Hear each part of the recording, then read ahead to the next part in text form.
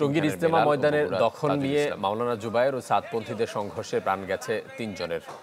আহত ৭ জনকে ভর্তি করা হয়েছে ঢাকা মেডিকেলে। এছাড়া প্রাথমিক চিকিৎসা নিয়েছেন ৩৫ জন। সেখানে সাদপন্থী এক মুসল্লিকে মারধর করেন জুবায়ের পন্থীরা। ওনার ইজতেমা নিয়ে এত অ্যালার্জি কেন? হ্যাঁ, ইজতেমা আল ইজতিমা মানে হচ্ছে অ্যাসেম্বলি, ইংরেজিতে বলে অ্যাসেম্বলি, জড়ো হওয়া। এই যে আজকে যে বসছে এটাও একটা ইজতেমা, এটাও একটা ইজতেমা। আপনি কোরআন সুন্নাহর কথা শুনবার জন্য একত্রিত হলে ওই জায়গায় রহমত নাজিল করে কে? কিন্তু এবং টঙ্গীতে তারা 25 তারিখ আসর নামাজের পরে টঙ্গীর মাঠ ছেড়ে দিবেন, যেটি এখন জুবায়ের পন্থী যারা রয়েছেন তাদের তারা যেটির পরিচালনা এখন করছেন, তাদের তত্ত্বাবধানে যেটি এখন রয়েছে। দর্শক, বিশ্ব ইজতেমার মতো এমন একটি জায়গায় যেখানে বিশ্বের বিভিন্ন দেশের মানুষ আসে এই বিশ্ব ইজতেমায়, এমন একটি জায়গায় আজকে মারামারি হয়েছে। মারামারিতে কয়েকজন নাকি মারাও গেছে, এমন খবরটি দেখছি। তো এই খবরটি দেখার পর আপনারা অনেকেই বলতে পারেন যে আগেই ভালো ছিলাম, আওয়ামী লীগ সরকারের ক্ষমতায় থাকাকালীন সময়ে কিন্তু এইরকম ঘটনা, আমরা এইরকম অনাকাঙ্ক্ষিত ঘটনা ঘটতে দেখতে পাইনি। তো বন্ধুরা, আজকে যে ঘটনাটি ঘটেছে, এবার যে বিশ্ব ইজতেমায় মাঠ দখল নিয়ে যে ঘটনাটি ঘটেছে হুজুরদের মধ্যে, আসলে এটা খুবই লজ্জাজনক। তো বন্ধুরা, এই ঘটনাটি ঘটার পেছনে কি আওয়ামী লীগের কোনো ষড়যন্ত্র থাকতে পারে কিংবা আওয়ামী লীগের কোনো হাত থাকতে পারে, সেটাই থাকছে আজকের ভিডিওতে। প্রিয় বন্ধুরা, ফেস দ্য পিপলে সার্জিস দুঃখিত হাসনাত আব্দুল্লাহ তিনি কিন্তু উপস্থিত থেকে কিছু তথ্য দিয়েছেন যে আওয়ামী লীগে এই ষড়যন্ত্র থাকতে পারে না পারে। তো বন্ধুরা, আমি যাই হোক আপনাদেরকে মূল ভিডিওটি দেখাচ্ছি, ফেস দ্য পিপলের ভিডিওটি দেখাচ্ছি। ভিডিওটি না টেনে সম্পূর্ণ দেখার অনুরোধ জানাচ্ছি। আচ্ছা, প্রিয় দর্শক, সবাইকে শুভেচ্ছা জানাচ্ছি। খুবই দুঃখের সাথে বলতে হচ্ছে যে আমাদের দেশের ধর্মীয় একটি অনুষ্ঠান, যেটি আমরা প্রতি বছর করে থাকি এবং যেটি বিশ্বের প্রায় ধর্মীয় ইসলাম ধর্মের যে কোনো বড় অনুষ্ঠানের মধ্যে দ্বিতীয় বা তৃতীয় হবে, আমি যদিও খুব এক্স্যাক্টলি জানি না, এত বড় সমাগম যেটি ঈর্ষণীয়। সারা পৃথিবী থেকে আমাদের দেশে মানুষ জড়ো হয়, যারা ধর্মের টানে, যারা ইসলামের টানে আমাদের এই দেশে এসে আল্লাহকে স্মরণ করবার একটা উপায় বের করেছেন, যেটিকে আমরা বিশ্ব ইজতেমা বলে জানি। সেই ইজতেমাকে ঘিরে গত কয়েক বছর ধরে দুটি পক্ষ মুখোমুখি অবস্থানে রয়েছে। একটি হলো সাদপন্থী, আরেকটি হলো জুবায়ের পন্থী। আমরা সাধারণ মানুষ হয়তো ভিতরগত ব্যাপারগুলো খুব বেশি জানি না, তবে আমরা যারা সাধারণ মানুষ আছি, যারা ইসলামকে ভালোবাসি, ধর্মকে ভালোবাসি, তারা সবসময় চাই যে কোনো পন্থী হোক যেন শান্তিপূর্ণভাবে পাশাপাশি বসে যে কোনো ধরনের ধর্মীয় আচার অনুষ্ঠানকে পালন করে। কিন্তু এক্ষেত্রে যা দেখা যাচ্ছে, গত কদিন যাবত আমরা দেখছি যে আমাদের এই দুটি পন্থী, তাবলিগ ইজতেমার দুটি পন্থী সমর্থকরা, তারা মুখোমুখি এমন অবস্থানে এসছে যে গতকাল রাতে প্রায় অন্তত পক্ষে 2 জনের মৃত্যুর খবর পাওয়া গেছে। অন্তত পক্ষে এর চেয়ে বেশি শোনা যাচ্ছে, যেটি অনেক অনেক কষ্টদায়ক এবং দুঃখজনক। এই খবরটি আসার সাথে সাথে আমাদের কাছে ফেসবুকের সাথে অনেকেই যোগাযোগ করেছেন এবং তারা অনেকেই চেয়েছেন যে আমরা যেন এই বিষয়টি নিয়ে কথা বলি। খুব কাকতালীয় ভাবে একটু আগেই আমাকে হাসনাত আব্দুল্লাহ কল দিয়ে বিষয়টা নিয়ে কথা বলবো জন্য কল দিয়েছেন। আমি সেখানে হাসনাত আব্দুল্লাহর সাথে অনেক কথা বললাম। তিনিও সকালে ঘুম থেকে উঠার পর হয়তো সারা তেমন ভাবে ঘুমাতে পারেনি, যতটুকু শুনলাম। এখন তিনি যেটা বললেন আমার কাছে, যে এই ঘটনার পুরোটা যখন থেকে মানে ঘটার আগ থেকে যখন মুখোমুখি অবস্থান, তখন থেকে তিনি এবং সাজিস আলম ঘটনাটিকে সমাধান করবার জন্য সচেষ্ট ছিলেন এবং সর্বাত্মক চেষ্টা করেছেন। এরপরেও কেন এরকম খুনোখুনির ঘটনা হলো, হতাহতের ঘটনা হলো, এ নিয়ে আমরা জানবার জন্য আজকে হাসনাত আব্দুল্লাহকে বললাম যে আসুন, আমাদের মানুষকে জানানো উচিত এই মুহূর্তে কি করা উচিত মানুষের, এবং ঘটনাটা আসলে কি, ঘটনার পেছনের আড়ালে আর অন্য কোনো উস্কানি রয়েছে কিনা, অন্য কোনো ষড়যন্ত্র রয়েছে কিনা। হাসনাত আব্দুল্লাহ, আপনাকে ধন্যবাদ। কি হয়েছে আসলে? আপনারা এবং সাজিস আলমের একটা ছবি চতুর্দিকে ঘুরে বেড়াচ্ছে যে আপনারা সব পন্থীদের সাথে বসেছিলেন গতকাল রাতে। এরপর তাহলে কেন এই দুর্ঘটনা ঘটলো, এত বড় দুর্ঘটনা যেটা আর ইতিহাসে কখনো হয়নি? আসসালামু আলাইকুম রহমতুল্লাহ। আমরা গতকাল যখন আমরা শুনতে পেয়েছি যে প্রধান উপদেষ্টার কার্যালয় ঘেরাও সহ মাওলানা সাদ উনার আজকে সকাল 10টার মধ্যে উনাকে ভিসা দিতেই হবে, যদি না দেওয়া হয় তাহলে ঘেরাও কর্মসূচি হবে এবং শহীদ মিনার থেকে আরো কঠোর কোনো কর্মসূচি দেওয়ার ঘটনা ঘটতে পারে। আমরা সম্প্রীতির একটা বার্তা নিয়ে আমরা সব জায়গায় যাচ্ছি। আমরা দেখেছি যে যে এই তাবলিগে জামাত সারা পৃথিবীর মধ্যে একটা বাংলাদেশের একটা গুরুত্বপূর্ণ একটা বিষয়, এবং এটা একটা আমাদের দেখা যায় খুব সম্ভবত আমাদের হজের পরবর্তীতে এত বড় মুসলমানদের জমায়েত এটা হচ্ছে তাবলিগে জামায়াতের মধ্যে হয়। তো যেহেতু বিষয়টি একটি অনাকাঙ্ক্ষিত পরিবেশের দিকে যাচ্ছিল, কিছুদিন আগেও হচ্ছে আমরা দেখেছি আহ একটা প্রোগ্রাম হয়, আবার তার পাল্টা প্রোগ্রাম হয়, তা আবার যেন অনাকাঙ্ক্ষিত পরিবেশ না তৈরি হয় সেজন্য আমরা গতকাল উভয় পক্ষের সাথে আমরা ফোনে কথা বলি। ফোনে কথা বলে আজকে রাত 11টায় আমি টঙ্গীতে যাই, আমরা টঙ্গীতে যাই, আমি সার্জি সহ আমাদের আরো কিছু গাজীপুরের কিছু আমাদের যারা ছোট ভাই আছে, তারপরে হচ্ছে আমাদের যারা এই বিষয়ে পরামর্শ দেন তাদের সাথে কথা বলে আমরা গিয়েছি। গিয়ে সেখানে হচ্ছে আমরা যেন আগামীকাল পরিস্থিতি কোনোভাবেই অপ্রত্যাশিত না হয় সেজন্য আমরা পন্থী হিসেবে যারা পরিচিত তাদের সাথে কথা বলেছি, এবং কথা বলে একটা পর্যায়ে আমরা একটা সিদ্ধান্তে পৌঁছাই যে তারা হচ্ছে আগামীকালের যেই উপদেষ্টা কার্যালয়ের ঘেরাওয়ের যে কর্মসূচি সেটি প্রত্যাহার করবেন। কারণ উপদেষ্টার সাথে টেবিল ডিসকাশন, যেহেতু টেবিলে বসে আলোচনা করার সুযোগ থাকবে, সেই জন্য হচ্ছে আমরা আমরা হচ্ছে আমরা ইয়া করব, টেবিলেই বসে ডিসকাশন হবে, সুতরাং ঘেরাও কর্মসূচি আমাদের প্রত্যাহার করা হয়েছে। মানে আপনারা একদম পুরোপুরি প্রধান উপদেষ্টার সাথে বসার একটা ব্যবস্থা করে ফেলেছেন, তাদেরকে কথা দিয়েছেন আজকে? না, প্রধান উপদেষ্টার সাথে না, কারণ এই বিষয়ে স্বরাষ্ট্র মন্ত্রী সহ ধর্মীয় উপদেষ্টা, সংশ্লিষ্ট উপদেষ্টা, ধর্মীয় উপদেষ্টা, সংশ্লিষ্ট উপদেষ্টা, অর্থাৎ উনাদের সাথে কথা বলে তারা সিদ্ধান্ত নেবেন এই ধরনের একটা সিদ্ধান্তে পৌঁছেছেন। অর্থাৎ রাস্তায়, অর্থাৎ প্রধান উপদেষ্টা ঘেরাও কার্যালয়ের যে কর্মসূচিটি সেটি থেকে তারা সরে এসেছিলেন। এবং দ্বিতীয় একটি সিদ্ধান্ত হয় সাদ পন্থীদের, যে মাওলানা সাদের ভিসা যে জটিলতা রয়েছে, এই ভিসা জটিলতাও তারা বলেছেন যে তারা একটা সিদ্ধান্তে পৌঁছেছেন যে ভিসা জটিলতাটিও তারা টেবিলে বসে সমাধান করবে। প্রয়োজনে 2টা আলোচনার জায়গায় 3টা হতে পারে, 3টার জায়গায় 5টা হতে পারে, তবে সেটা আলোচনার মধ্য দিয়ে সেটি সমাধান করবেন। তৃতীয়ত তারা আরেকটি বিষয় তারা বলেছেন যে সেটি হচ্ছে একটা জোর একটা পদ্ধতি রয়েছে, সেটা হচ্ছে তাবলিগে জামাতের মধ্যে হয়, সেটি তারা 25 তারিখ পর্যন্ত টঙ্গীতে করবেন, এবং টঙ্গীতে তারা 25 তারিখ আসর নামাজের পরে টঙ্গীর মাঠ ছেড়ে দিবেন, যেটি এখন জুবায়ের পন্থী যারা রয়েছেন তাদের তারা যেটির পরিচালনা এখন করছেন, তাদের তত্ত্বাবধানে যেটি এখন রয়েছে। এখন আমরা আমাদের জায়গা থেকে একটা ভিডিও বার্তা সব জায়গায় ছড়ানো হচ্ছে, বা একটা ভিডিও বার্তা করা হয়েছে যে আমরা সিদ্ধান্ত দিয়ে এসেছি। বিষয়টি এমন ছিল না, বরং আমরা তাদের সাথে বলেছি যে আজকে এই মিটিং এ, খেয়াল করুন, আমরা বলেছি এই মিটিং এ আজকে 3টি বিষয় সিদ্ধান্ত হয়েছে ওই মিটিং এ। এটা রাত কটা বাজে আপনারা ওখানে গিয়েছেন? রাত তখন 12টা প্লাস 12টা, 12:30 বাজে।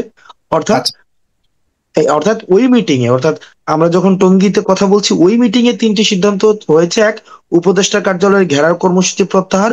2, মাওলানা সাদের ভিসা জটিলতা, সেটিও হচ্ছে আলোচনার মধ্য দিয়ে সিদ্ধান্ত হবে। তৃতীয়ত, এই জুরের যে বিষয়টি 25 তারিখ তারা মাঠ ছেড়ে দিবে, আসর নামাজের পরে আবার জুবায়ের পন্থীদের তত্ত্বাবধানে দিয়ে দিবে, এটি 25 তারিখ। এই 3টি সিদ্ধান্ত হয়েছে। তবে যেটা ভিডিওতে দেখা যায়নি, তবে সেটা হচ্ছে আমরা এরপরে আমরা কাকরাইলে আসবো। কাকরাইলের যেই মাওলানারা রয়েছে তাদের সাথে আমাদের প্রতিনিয়ত যোগাযোগ হচ্ছে, উভয়ের সাথে, অর্থাৎ সেখানে মাওলানা মামুনুল হক, মাহফুজুল হক সহ অন্যান্য যে মাওলানা রয়েছে তাদের সাথে আমাদের প্রতিনিয়ত যোগাযোগ হচ্ছে যে টঙ্গী থেকে ফিরে আমরা কাকরাইলে আসব, কাকরাইলে এসে আবার আলোচনা করব, করে একটা চূড়ান্ত সিদ্ধান্ত হবে, সেই পর্যন্ত অপেক্ষা করতে হবে। আমরা টঙ্গীতে এই কথা দিয়ে আমরা যখন দ্রুত, আমাদের সেখানে তারা খাওয়ারও আয়োজন করেছে, আমরা দ্রুত করার জন্য, যেহেতু 1:30 বেজে গিয়েছে, এখানে আবার একটা সংখ্যা বৃদ্ধি পাচ্ছে, কারণ ঢাকার বাইরে থেকে মানুষ আসছে উপদেষ্টা কার্যালয় ঘেরাও কর্মসূচির জন্য, তাদেরকেও অ্যাকোমোডেট করার একটা বিষয় আছে। তাদেরকে বিভিন্ন জায়গায় হচ্ছে তারা কি জোর করবে নাকি উপদেষ্টা কার্যালয় ঘেরাও, বার্তা স্পষ্ট হওয়ার জন্য আমরা দ্রুতই আবার হচ্ছে আমার মনে আছে আমরা থেকে টঙ্গী থেকে 1:11 আমরা টঙ্গী থেকে আমরা রওনা হই, এবং 2টার দিকে এসে আমরা কাকরাইলে পৌঁছাই, এবং কাকরাইলে মাওলানা মাহফুজুল হক হুজুর এবং হচ্ছে মাওলানা মামুনুল হক হুজুর, আমরা সহ অন্যান্য যারা আলেম রয়েছেন, আমরা তাদের সাথে বসি 2টা থেকে শুরু করে 4টা, 4:30 পর্যন্ত, এই 2.5 ঘন্টা সময় আমরা সেখানে ছিলাম। ওই আলোচনাকালীন আমরা দেখেছি বা ওই আলোচনাটা যখন চলছে তখন আমরা দেখছি যে বিভিন্ন ভিডিও বার্তা দেওয়া হচ্ছে যে আমরা নাকি সিদ্ধান্ত দিয়ে চলে আসছি, আমরা নাকি বলেছি যে জোট হবে, মাঠ ছেড়ে দিতে হবে, এবং কারো মধ্যস্থতায় আমাদের হচ্ছে আমরা আমাদের সাথে মধ্যস্থতা হয়েছে, বিষয়টা কারা মোটেও করেছে এমন এই ছিল। ভিডিও, এই ভিডিও কারা ছড়াচ্ছে? কোন পক্ষ? এই ভিডিওটি আমরা হচ্ছে যারা হচ্ছে জোর করতে চেয়েছে, যারা আগামীকাল কর্মসূচি দিতে চেয়েছে তাদের মধ্য থেকে ছড়ানো হয়েছে। এবং আচ্ছা। আমরা মাওলানা মামুনুল হক সাহেবের উপস্থিতিতেই এবং হুম। মাওলানা মাহফুজুল হক সাহেবের উপস্থিতিতেই আমরা সাতপন্থী যারা রয়েছে তাদের সাথে আমরা ফোনে যোগাযোগ করেছি, এবং আমরা ওখানে বসে আমরা উনাদের উপস্থিতিতে আমরা বলেছি যে এখনো চূড়ান্ত সিদ্ধান্ত হয়নি, আপনারা ধৈর্য ধরুন, আমরা একসাথে মিটিং করে আমরা চূড়ান্ত সিদ্ধান্ত নিব। সুতরাং সেই পর্যন্ত কোনো আংশিক আংশিক কোনো ভিডিও আপনারা ছড়ানো থেকে বিরত থাকুন, কোনো আংশিক কোনো ভিডিও ছড়ানোর কোনো প্রয়োজন নেই, এই বিষয়টা আমরা হচ্ছে বলেছি, উনাদের উপস্থিতিতেই বলেছি। এবং সেক্ষেত্রে যেটা হয়েছে যে উনারা বলেছেন যে ঠিক আছে আমরা ভিডিও ডিলিট করে দিচ্ছি, আমরা আমাদের সবাইকে শান্ত থাকতে বলছি। কিন্তু ঘটনাটি পরবর্তীতে আমরা রাত 2টা আড়াইটার পরে আমরা ওখানের সাতপন্থীদের যিনি এই বাংলাদেশের যে মাওলানা আমরা মাওলানা ওয়াসিফ উদ্দিন হুজুরের সাথে আমরা কথা বলেছি। উনিও আমাদেরকে আশ্বস্ত করেছিলেন যে কোনো অপ্রত্যাশিত ঘটনা ঘটবে না এবং ওনারা আলোচনা চূড়ান্ত হওয়া পর্যন্ত অপেক্ষা করবেন। কিন্তু আমরা পরবর্তীতে 2টা আড়াইটা 3টার পর থেকে আর তাদের সাথে যোগাযোগ করতে পারিনি। আমাদের বারবার আমরা ফোন দিয়েছি, ফোন রিসিভ হয়নি। এবং আমরা দেখেছি যে সেখানে যে ঘটনাটি ঘটেছে, মাদ্রাসাতে হামলা করা হয়েছে এবং সেখানে 2জন মৃত্যুবরণ করেছে, আরো বেশি হতে পারে শুনেছি। আরো কিছু হতে পারে, এবং একটা উল্লেখযোগ্য সংখ্যক হসপিটালাইজড করতে হয়েছে, যেটা আসলে খুবই অপ্রত্যাশিত, কারণ আলোচনা চলছিল।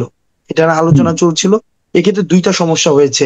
এক হচ্ছে এখানে আমাদেরকে ভিলেন বানানো হয়েছে যে আমরা একটা পক্ষকে আমরা হচ্ছে সমর্থন দিয়ে এসেছি, বিষয়টা মোটেও এমন ছিল না, বরং আমরা 2 পক্ষের সাথে আমরা কথা বলছিলাম, আলোচনা চালাচ্ছিলাম। এখন প্রশ্ন আসতে পারে আমরা কারা, আমরা এই দায়িত্ব আমরা কেন নিব? না, আপনাদেরকে কি মেনেছে কিনা তারা, এবং 2 পক্ষ কি সেখানে ছিল? আমরা 2 পক্ষের সাথে আলাদা আলাদা, অর্থাৎ রাতের 11:30 থেকে 12:30 পর্যন্ত 1টা পর্যন্ত হচ্ছে টঙ্গীতে গিয়েছি, এবং তারা আমাদের সাথে সৌহার্দ্যপূর্ণই কথা বলেছে, বেশ সৌহার্দ্যপূর্ণই, এবং বলেছে যে এই 3টা বিষয়। তবে আমরা বলেছি চূড়ান্ত সিদ্ধান্ত আমরা একসাথে কাকরাইলে যাই, কাকরাইলে কথা বলে উনাদেরকেও জানাই যে উনারাও আপনার প্রধান উপদেষ্টার কার্যালয়ে ঘেরাও কর্মসূচি প্রত্যাহার করেছেন। মাওলানা সাদ সাহেব দেশে আসবেন কি আসবেন না এটা নিয়েও টেবিলে কথা বলবেন। তবে ওনারা জোর করতে চেয়েছেন এই বিষয়ে আপনাদের মতামত কি, যেহেতু মাঠ এখন আপনাদের তত্ত্বাবধানে রয়েছে।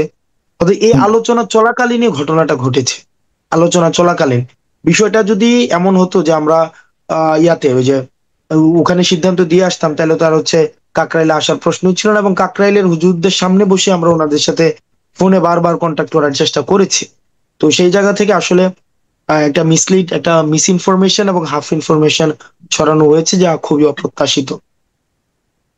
জি, এর প্রেক্ষিতে এতগুলি মানুষের প্রাণ গেল। এখন এরপর কি এই পর্যন্ত এদের কারোর সাথে আর যোগাযোগ করতে পারেননি? মানে যারা ছিল এখানে, যারা আপনাকে কথা দিয়েছে যে কোনো কিছু করবে না, এরপরেও এই ঘটনাটা পরে কিভাবে করলো তারা এসে? আমরা ওনাদের সাথে এখনো যোগাযোগ করার চেষ্টা করছি।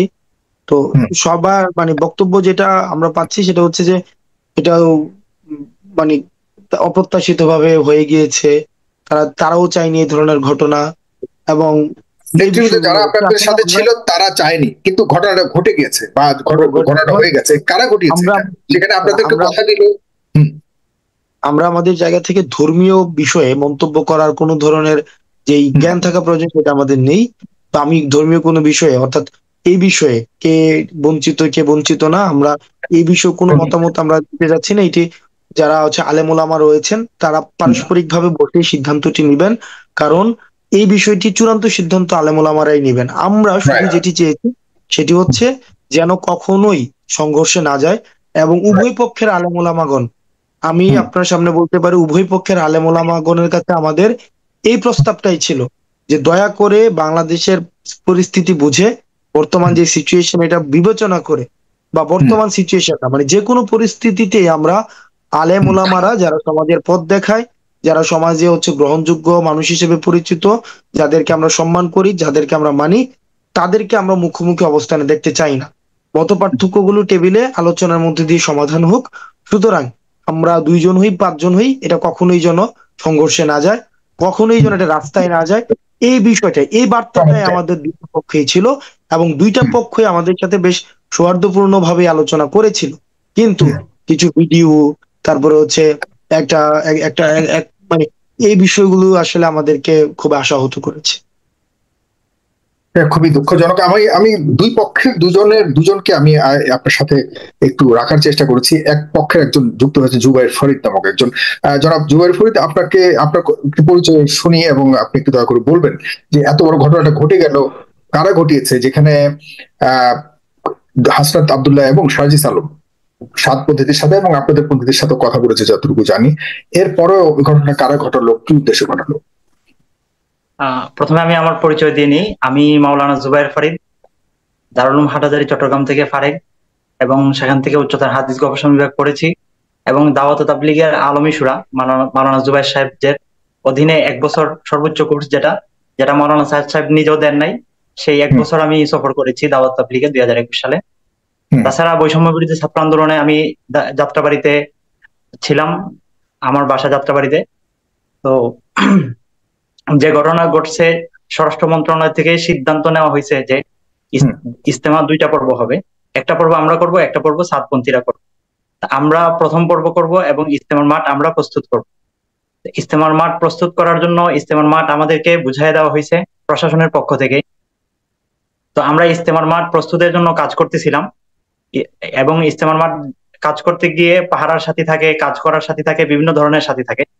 তো আমরা কাজ করা অবস্থায় ওখানে ছিলাম, এবং জোরের ব্যাপারে সরকার থেকে বা স্বরাষ্ট্র মন্ত্রণালয় থেকে যে সিদ্ধান্ত নেওয়া হয়, সেখানে কোনো প্রকার সিদ্ধান্ত নেওয়া হয়নি। তো সর্বোপরি যে বিষয়টা, যে দাওয়াত তাবলীগের মধ্যে যে বিভক্তিটা, সেই বিভক্তির ক্ষেত্রে বিগত যে সরকার ছিল, সেই সরকার আমাদের উপর অনেক জুলুম নির্যাতন করছে। এবং হাসনাত ভাই বলেছেন যে আলেম ওলামার বিষয়ে ওনারা কথা বলতে চান না, ধর্মীয় বিষয়ে, সেন্সিটিভ বিষয়ে কথা বলতে চান না, তাদের জানাশোনা কম। আমি এই বিষয়টা আরেকটু ক্লিয়ার করি। উনি ওয়াসিফ সাহেবের নাম নিতে সময় গিয়ে বলছেন মাওলানা। ওয়াসিফ সাহেব কোনো মাওলানা না, এবং আলেম ওলামাদের আলমী শুরা যেটা সাদ সাহেবকে পছন্দ করে না, তাদের সাথে আলেম ওলামা আছে। আর সাদপন্থীদের সাথে ওলামায়ে কেরাম যারা আছে, অধিকাংশ দেখা যায় যারা জেনারেল সাথী, তারাই নেতৃত্ব দেন। যেমন আমরা আসলে সাতপন্থীদের কে ওলামা, কে মাওলানা নন, এরপরে ওখানে তারা কি সঠিক পথে আছে নাকি ব্যাটিক পথে আছে, ধর্মীয় দৃষ্টিভঙ্গিতে, এটা নিয়ে যেমন হাসনাত আব্দুল্লাহ কিছু জান না, আমি তেমন কিছু জানি না। আমাদের কথা হলো যে ঘটনাটা ঘটেছে, আমরা আপনাদের ফলোয়ার হিসেবে এবং আমরা ইসলাম ধর্মের একজন সমর্থক বলুন এবং ধর্ম পালনকারী হিসেবে আমরা কিন্তু আসলে এই বিষয়গুলো, খুব অভ্যন্তরীণ বিষয়গুলি জানতে চাই না। আমাদের কথা হলো যে এই যে দুটি পক্ষ মুখোমুখি অবস্থানে আসলো, এতদিন পর্যন্ত আপনারা এগুলো প্রতিদিন শুনে আসছে যে আপনাদের মধ্যে একটা দূরত্ব রয়েছে, একটা বিতর্ক রয়েছে, এগুলিকে গুছিয়ে কেন আপনারা এই পর্যন্ত একটা মানে একটা স্বাভাবিক পর্যায়ে আসতে পারলেন না? একটা খুনোখুনি অবস্থায় আসতে হলো কেন? এটা আর কোন পর্যায়ে যাবে? এবং এই ঘটনা ঘটানোর পেছনে গত রাত কারা দায়ী এখানে? গত রাত তো আমরা তো মাঠের মধ্যে ইজতেমা তো শুরু হবে সামনে কয়েকদিন পরেই। ইজতেমার মাঠ প্রস্তুত করার জন্য আমরা কাজ করতেছি।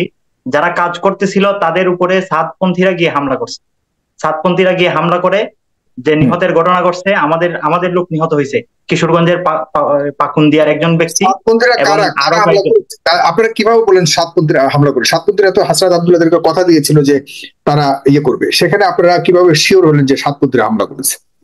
সাতপন্থীরা আমরা তাদের বিভিন্ন ফেসবুকে, সোশ্যাল মিডিয়া বিভিন্ন জায়গায় দেখেছি তারা এখানে আসবে, আগে থেকে তাদের ঘোষণা ছিল, এবং তাদের ঘোষণা অনুযায়ী তারা বিভিন্ন ভিডিও এসে এখানে প্রকাশ করছে, এবং বর্তমানে মাঠ তাদের দখলে রয়েছে। আমাদের সাথীদেরকে মেরে ওখান থেকে অনেককে ভাগায় দিছে। মাঠের ভিতরের পরিস্থিতি কি এখন আমরা শিওর জানি না, তবে সাতপন্থীরা মাঠের ভেতরে অবস্থান করতেছে, এবং 5 নাম্বার গেট ওরা ভেঙ্গে ভিতরে ঢুকছে।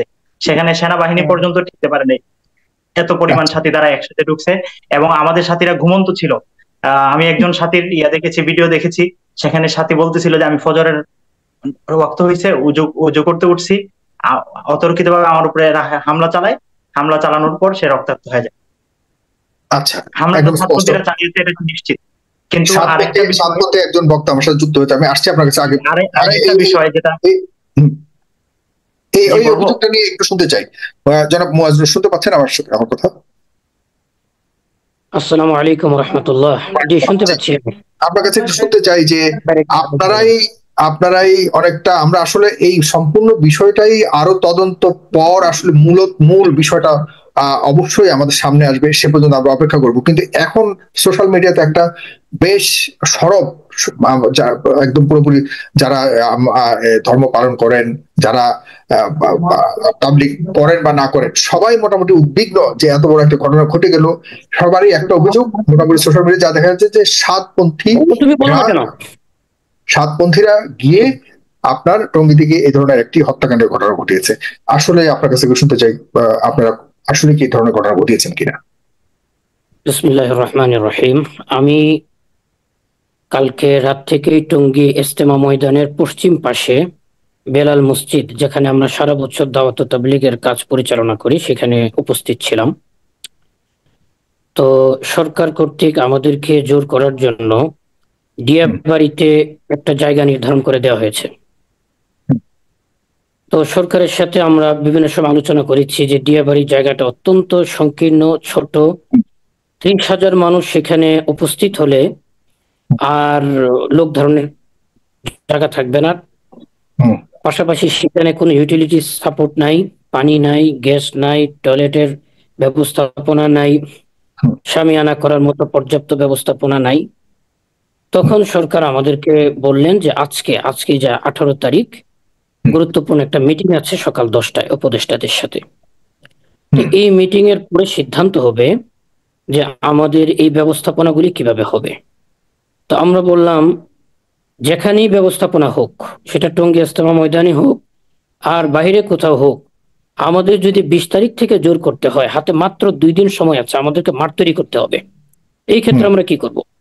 ওনাদের পক্ষ থেকে সুস্পষ্ট বার্তা ছিল যে আপনারা ডিয়াবাড়িকে কেন্দ্র করে ডিয়াবাড়িতে আপনারা আসতে পারেন, যদি ডিয়াবাড়িতে সিদ্ধান্ত এখানে হবে, আর যদি অন্যত্র কোনো মাঠ সরকার ব্যবস্থা করে সেখানে আমরা চলে যাব। তো আমাদের সাথীরা সারা বাংলাদেশ থেকে রাতে আসা শুরু করলেন। মধ্যরাতে আমাদের সুইচ গেট থেকে কামারপাড়া পর্যন্ত যে বেরিবাদের রাস্তাটা, এটা প্রায় ফিল আপ হয়ে গেছে, ব্লক হয়ে গেছে। সাথীরা আস্তে আস্তে কামারপাড়া ব্রিজের কাছাকাছি যখন তারা বিছনা ফেললো, এখানে বাসের একটা বিশাল সিরিয়াল হয়ে গেল, যানজট হয়ে গেল। তো এখানে একটা হচ্ছে উড়াল সেতুর কাজ হচ্ছে, সেই খালি জায়গাগুলিতে আমাদের সাথীরা রাত্রেবেলা ঘুমানোর জন্য বিছনা পাতলো। ঠিক রাত 3:30 থেকে 4:45 ভিতরে পশ্চিম পাট থেকে আমাদের দিকে ইট পাটকেল নিক্ষেপ করা হয়েছে এবং এটাকে কি বলে, মশাল জাতীয় আর কি, অর্থাৎ মাথায় আগুন লাগিয়ে এরকম নিক্ষেপ করা হয়েছে। তখনও আমাদের সাথীরা সারা বাংলাদেশ থেকে এসে ক্লান্ত হয়ে শোয়া ছাড়া আর কোনো কাজ নাই, এমন টায়ার্ড। এই অবস্থায় যখন তারা আক্রমণ শুরু করলো, বুঝে ওঠার আগেই তাকবীর শুরু হয়ে গেল, আল্লাহু আকবার, আল্লাহু আকবার। তো ডানে বামে যারা ছিল প্রত্যেকেই উজ্জীবিত হলো, কি হলো কি হলো কি হলো। এই করতে করতে এটা সাথীদের থেকে শোনা, যারা আক্রান্ত হয়েছে এই মুহূর্তে হসপিটাল আছে, তাদের বক্তব্য যে আমরা দেখলাম কামারপাড়া ব্রিজের নিচ থেকে, যেখানে বিদেশিদের থাকার জায়গা, সেই জায়গা থেকে কিছু লোক ইট পাটকেল হাতে বর্ষার মতো, এই বর্ষাগুলো আমরা বাজেয়াপ্ত করেছি। আমি আপনাকে লাইভে দেখাবো ইনশাআল্লাহ, যদি আপনি এটা অ্যালাউ করেন, যে তাদের থেকে কি কি জিনিস আমরা বাজেয়াপ্ত করেছি পরবর্তীতে, সব আমাদের কাছে এখানে উপস্থিত আছে। সেইগুলি নিয়ে তারা উপরে চলে আসতেছে, কামারপাড়া ব্রিজের দিকে চলে আসতেছে, গেট দিয়ে নয়, ওই তুরাক পাড়ের যে খালি জায়গাটা আছে এদিক দিয়ে। ওই অবস্থায় সাথীদের সাথে ধাওয়া পাল্টা ধাওয়া। এর মধ্যে আমাদের সাথী ছিল কমপক্ষে হলেও 40-45 হাজারের মতো, এর বেশি হবে না। আর ওনাদের কত ছিল সেটা আমরা জানি না, সেটা হয়তো 2-4-5 হাজারের মতো হতে পারে।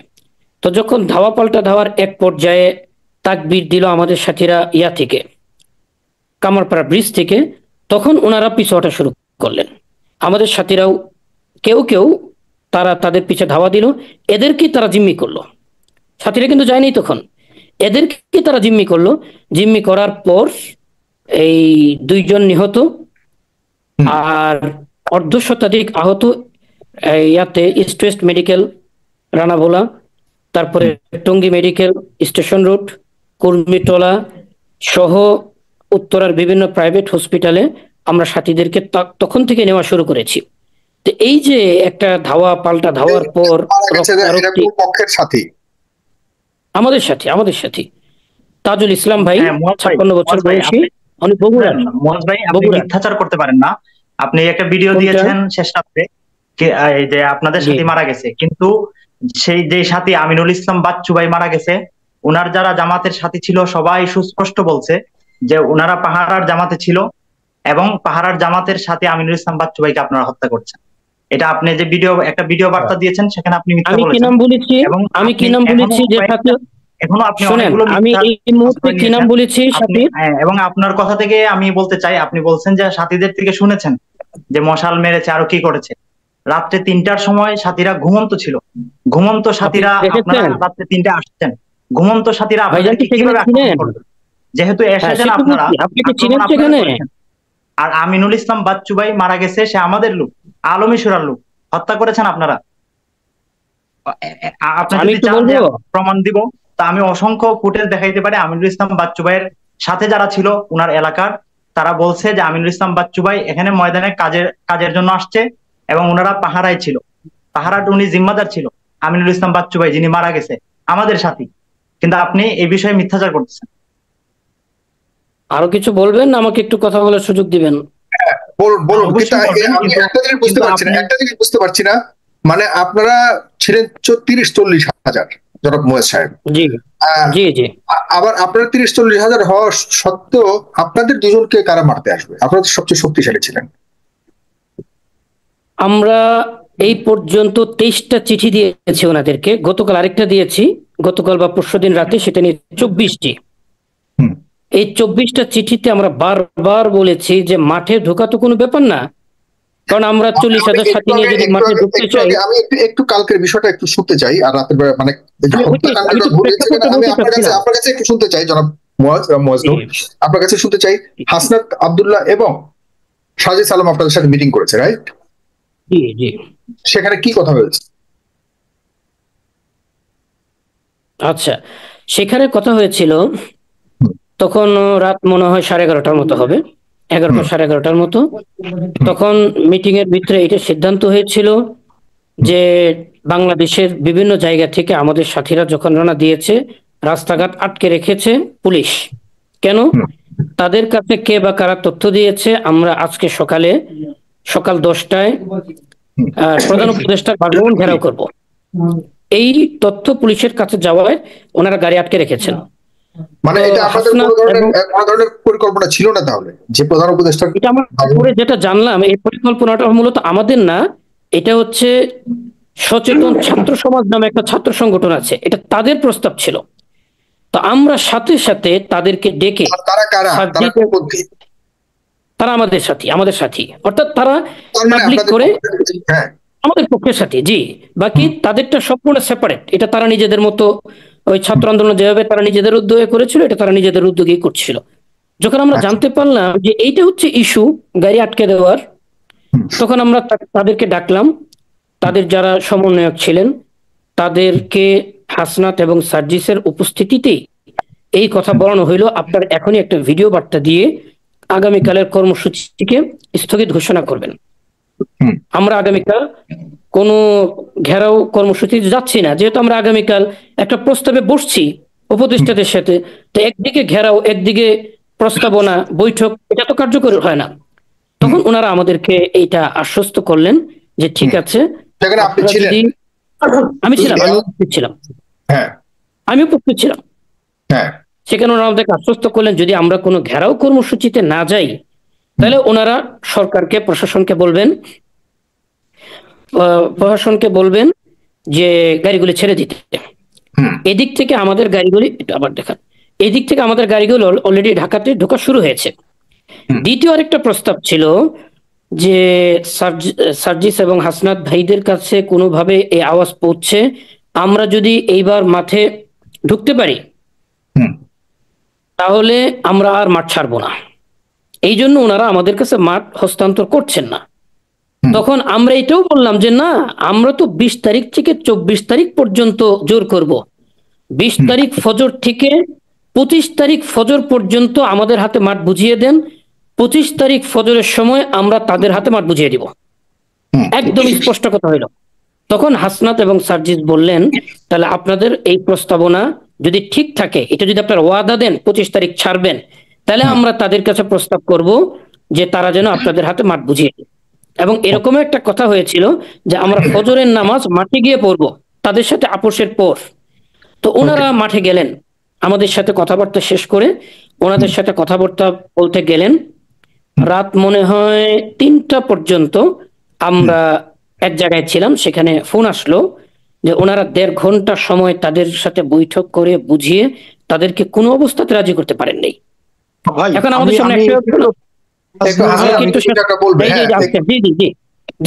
এই জায়গা আমার একটু বিষয়, আমার ঘড়ির টাইম হচ্ছে আমি 1টা 11-তে। তাইলে সাইফুর ভাই এখানে কিন্তু স্পষ্ট, আমরা কিন্তু ওনাদেরকে কোনো আইনগত আমাদের কোনো অধিকার নাই যে আমরা তাদেরকে ছেড়ে দিয়ে আসছি, বা আমরা কি বলেছি যে আমরা আলোচনা করে পারস্পরিক একটা সিদ্ধান্তের মধ্য দিয়ে একটা সিদ্ধান্ত আসবে, সুতরাং আমি কাকরাইলে যাচ্ছি। আমরা দ্রুত করে কাকরাইলে আসছি। কাকরাইলে এসে আমরা 1টা 11-তে, আমার স্পষ্ট মনে আছে 1টা 11-তে আমি টঙ্গী মাঠ থেকে গাড়িতে উঠেছি। আর 2 বা 2টা 3-এ আমি হচ্ছে টঙ্গী কাকরাইল মসজিদে ঢুকেছি। কাকরাইল মসজিদে ঢুকার 10 মিনিটের মাথায় 10 মিনিট মাথায় মামুনুল হক হুজুর আসছেন, মাহফুজুল হক হুজুর আসছেন, বা অন্যান্য আরো যারা যারা আছেন তারা আসছেন। ওই সময়ই আমি শুনলাম যে এখানে কিছু অপ্রত্যাশিত ঘটনা ঘটছে, কিছু ভিডিও দেখাচ্ছে, ফোন আসা শুরু হইলো। তখনই হচ্ছে ফোন আসা শুরু হইলো, মানে আলোচনাটা তখন আমরা শুরু করলাম যে ভাই আমরা এই পরিস্থিতিতে আমাদের টঙ্গীতে এই আলোচনাগুলো হয়েছে, অর্থাৎ তারা বলেছে যে প্রোগ্রাম কর্মসূচি প্রত্যাহার করবে। তারা হচ্ছে মাওলানা সাদ সাহেবের যে ভিসাটা, এটা হচ্ছে সামনাসামনি সমাধান হবে, আলোচনা করে সমাধান হবে। আর তৃতীয়ত, এটা জোরের একটা বিষয় আছে আপনাদের। ইভেন আমি তাদেরকে তখন প্রশ্ন করছিলাম, আচ্ছা জোর জিনিসটা কি, যে জোর জিনিসটা কি ওখানে বলে প্রশ্ন করছিলাম। তখন ওনারা বলতেছিল জোরটা হচ্ছে এমন। তখন আমরা বলছিলাম ভাই তাদেরকে, তারা এটাও বলছে যে তারা 25 তারিখ ছেড়েও দিবে। এখন আপনারা সিদ্ধান্ত জানান, বা আপনারা এটাকে কিভাবে অ্যাপ্রোচ করবো, আলোচনার মধ্যে দিয়ে কিভাবে হয় না হয়। ওই আলোচনা চলাকালীনই ফোন আসছে যে একটা ঘটনা ঘটতেছে। তখনই আমরা আবার ওসামা ভাইকে ফোন দিছে, ওখানের যে কর্তৃপক্ষ, যে ভাই আপনারা তো বলছেন যে আপনারা চূড়ান্ত সিদ্ধান্ত না আসা পর্যন্ত আপনারা কিছু বলবেন না, বা আপনারা অপেক্ষা করবেন, আর এখনো তো ফজর নামাজ অনেক দেরি আছে, বাকি আছে। তখন উনি বললো যে না আমরা দেখতেছি এই টাইপের কিছু একটা। এরপরে আমরা পরে আস্তে আস্তে ফোন আসা বাড়লো, ওনাদের ফোনে ফোন আসা বাড়লো তাবলিগ থেকে, যে আক্রমণ মাদ্রাসা, ওখানে কি যেন একটা মাদ্রাসা আছে। আপনাদের কাছে কোন তথ্যটা আসছে, মানে কারা কাদেরকে মারতেছে? অর্থাৎ তখন হচ্ছে যে মাদ্রাসাতে আক্রমণ হচ্ছে, মাদ্রাসার বাচ্চারা চিল্লাচিল্লি করতেছে। ওখানে মনে হয় কামারপাড়া মাদ্রাসা বা এই টাইপের, বেলাল মাদ্রাসা বা এই টাইপের কিছু, আমি জানি না আছে কিনা, এরকম কিছু একটা আছে। ওইখানে আমাদের মাদ্রাসা হলো কাকরাইলের একটা মাদ্রাসা, টঙ্গীতে টুনশিডে আমাদের কাকরাইলের মাদ্রাসা। সেখানে আমাদের মাদ্রাসার ছাত্রদেরকে, মাদ্রাসার ওস্তাদদেরকে। আজকে কি আপনি ছিলেন আমার সাথে মিটিং এ? আপনি ছিলেন না আজকে? এই যে মুয়াজ্জনুর সাহেব ছিলেন, মুয়াজ্জনুর সাহেব আপনি ছিলেন, ওকে ফাইন। তো এখন ঘটনাটা হচ্ছে যে এই আলোচনাটা অসম্পূর্ণ হয়ে যায় 2:30-টার দিকে, 2:40-এর দিকে অসম্পূর্ণ হয়ে যায়। তখনই ওই যে মানে যে টঙ্গীর যে আক্রমণ বিষয়গুলা নিয়ে আমরা হচ্ছে হই। এই যে তখন আমি ওয়াসিফ ভাইকে ফোন দিই, ওয়াসিফ ভাই যেটা জানালেন যে উনি জানেন না এখনো, উনি খোঁজ নিবেন। উনি বারবার তখন আমাকে ফোন দেওয়া শুরু করলেন, ঠিক আছে আমরা দেখতেছি। আব্দুল্লাহ, এখানে দুই পন্থীর আছেন, তারা সম্পূর্ণ বিষয়টাকে জানেন, এখানে গ্রাউন্ডে ছিলেন। এইখানে দুজনেই দুজনকে দায়ী করছেন, মানে হলো যারা নিহত হয়েছে তারা তো আর বলতে পারবেন, সাক্ষী দিতে পারবেন, কিন্তু যারা এখানে ছিলেন তারা বলছেন তারা দুইজনকে দায়ী করছেন। তারা দুইজন আমাদেরকে দায়ী করছেন কিনা আমি একটু তাদেরকে প্রশ্ন করতে চাই, আমাদের আন্তরিকতার ঘাটতি ছিল কিনা, আমরা একটু প্লিজ, খুবই সেন্সিটিভ বিষয়। 2 বা 3 মানুষের প্রাণ গেছে, যেখানে এখন বর্তমানে হাসনাত আব্দুল্লাহ এবং সার্জিস আলমকে যে কোনো ঘটনায় সারা দেশের মানুষ তাদেরকে স্নেহ বা ভালোবাসার কারণে দিয়ে তাদের কথাগুলিকে সবাই মেনে দেশের একটা পরিস্থিতিকে শান্ত করবার জন্য তারা সারা রাত ওখানে জেগেছিল, এখনো পর্যন্ত জাগনা ছিল। আপনাদের ঘটনার পর তারা ঘুমোতে পারেনি। এর পরেও এই ধরনের ঘটনা, হত্যাকাণ্ডের মতো ঘটনা ঘটাবার কারণ কি? মুয়াজ্জম সাহেব, আমি আমি এই আলাপে যাইতে চাই না, কে ঠিক কে ভুল আমি এই আলাপে যাইতে চাই না, কারণ এই সিদ্ধান্ত আমাদের না, মানে এইটা সিদ্ধান্ত আমরা এটা তদন্ত সাপেক্ষে হবে, কিন্তু এই অবস্থার প্রেক্ষিতে কেন হলো? মানে আপনারা যে একটা, আমার প্রশ্ন এখানে হাসনাত আব্দুল্লাহ, আপনি একটা সিদ্ধান্ত দিয়ে এসেছেন, আপনারা সিদ্ধান্ত দিয়ে এসেছেন, এই সিদ্ধান্তটা আমাদের না। আমি দুই পক্ষের কাছে জানতে চাই, যেহেতু আমি টঙ্গীতেও গিয়েছি, কাকরাইলেও গিয়েছি, দুই পক্ষের কাছে গিয়েছি। আপনাদের দুই পক্ষের কাছে আপনারা আমাদেরকে এটা বলেন যে এইখানে আমাদের আন্তরিকতা, উদারতা এবং আমাদের চেষ্টা, আমাদের কোনো স্থিতিশীল অবস্থা বজায় রাখার জন্য সেটার কোনো ঘাটতি ছিল কিনা, 1 নম্বর প্রশ্ন। 2 নম্বর প্রশ্ন, এই ঘটনাতে আমাদের কোনো ইন্ধন ছিল কিনা? কারণ আপনি কমেন্টে দেখবেন সবাই বলতেছে আমাদের নামে হত্যা মামলা যেন দেয়, আমাদের জন্য এটা করে, আমরা ইন্ধন জুগিয়েছি। আপনারা দুইজন যেহেতু আছেন, আপনারা বলবেন আমাদের এখানে কোনো ইন্ধন আছে কিনা, এবং আমরা চেষ্টা করেছি কিনা। জি, আমি বলতে চাই। জি, জুবাইর ফরিদ, একবার খুবই ছোট করে, কারণ আমরা অনেক লম্বা হয়ে যাচ্ছে, এরপর জনাব ইয়ের কথা শুনবো। একটা ভিডিও ভাইরাল হয়েছে, ভাইরাল ভিডিওতে দেখা গেছে সার্জিস ভাই এবং হাসনাত ভাই ওনারা বলতেছেন যে আমরা আপনাদেরকে মাঠ বুঝাই দিব, আপনাদের সাথে কথা বললাম, আমরা যাচ্ছি, যাই ওনাদের সাথে কথা বলে আপনাদেরকে মাঠ বুঝাই দিব। যেহেতু ওনাদের প্রোগ্রাম 20 তারিখ শুরু হবে, তো ওনারা যেহেতু কাকরাইলে আসছেন, উনি বললেন। এই ভিডিওটা প্রকাশ হওয়ার পরে আমাদের যারা আলমী সুরাপন্থী অথবা বাংলাদেশের যত কওমি মাদ্রাসা আছে, কওমি মাদ্রাসা পন্থী যত ছাত্র আছে, আমাদের অভিভাবকরা আছে, ওনারা সবাই হাসনাত ভাই এবং সার্জিস ভাইয়ের প্রতি খুব বেশি ক্ষুব্ধ হয়েছেন। এবং আমি মনে করি এই ক্ষেত্রে এই মুয়াজ বিন নূর ভাইরা ওনারা দোষী। ওনারা তাদেরকে, আমি আবারও বলতেছি ভাই, আমি অনুরোধ করতেছি, কে দোষী এটাতে যাওয়ার ভাই অনুগ্রহ করে। আমি আপনাদের বিষয়টা ক্লিয়ার করব, আমাকে একটু কথা বলার সুযোগ দেন। করার ক্ষেত্রে আমি বলছি ভিডিওটা যে প্রকাশ করতে ওনারা, এই ভিডিওর ক্ষেত্রে আমি দেখলাম যে অনুগ্রহ করে বলছি আমাদের আন্তরিকতার ঘাটতি ছিল কিনা এবং এই ক্ষেত্রে আমাদের কোনো ইন্ধন ছিল কিনা, এই জায়গাটা স্পষ্ট করবেন আপনারা। এই বিষয়টা আমি একটু ক্লিয়ার করতে চাচ্ছি। আমি আরো একটা বিষয় বলছি, এটা ক্লিয়ার করবে সবচেয়ে বেশি মুয়াজ নূর সাতপন্থী যে বক্তা আছেন তার কাছ থেকে একটু শুনতে চাই একটু।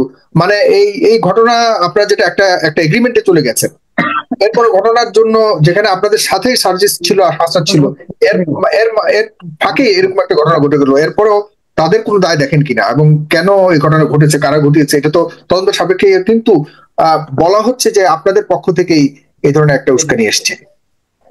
কখন বলছি জনাব মুয়াজ নূর। আচ্ছা, বিসমিল্লাহির রহমানির রহিম।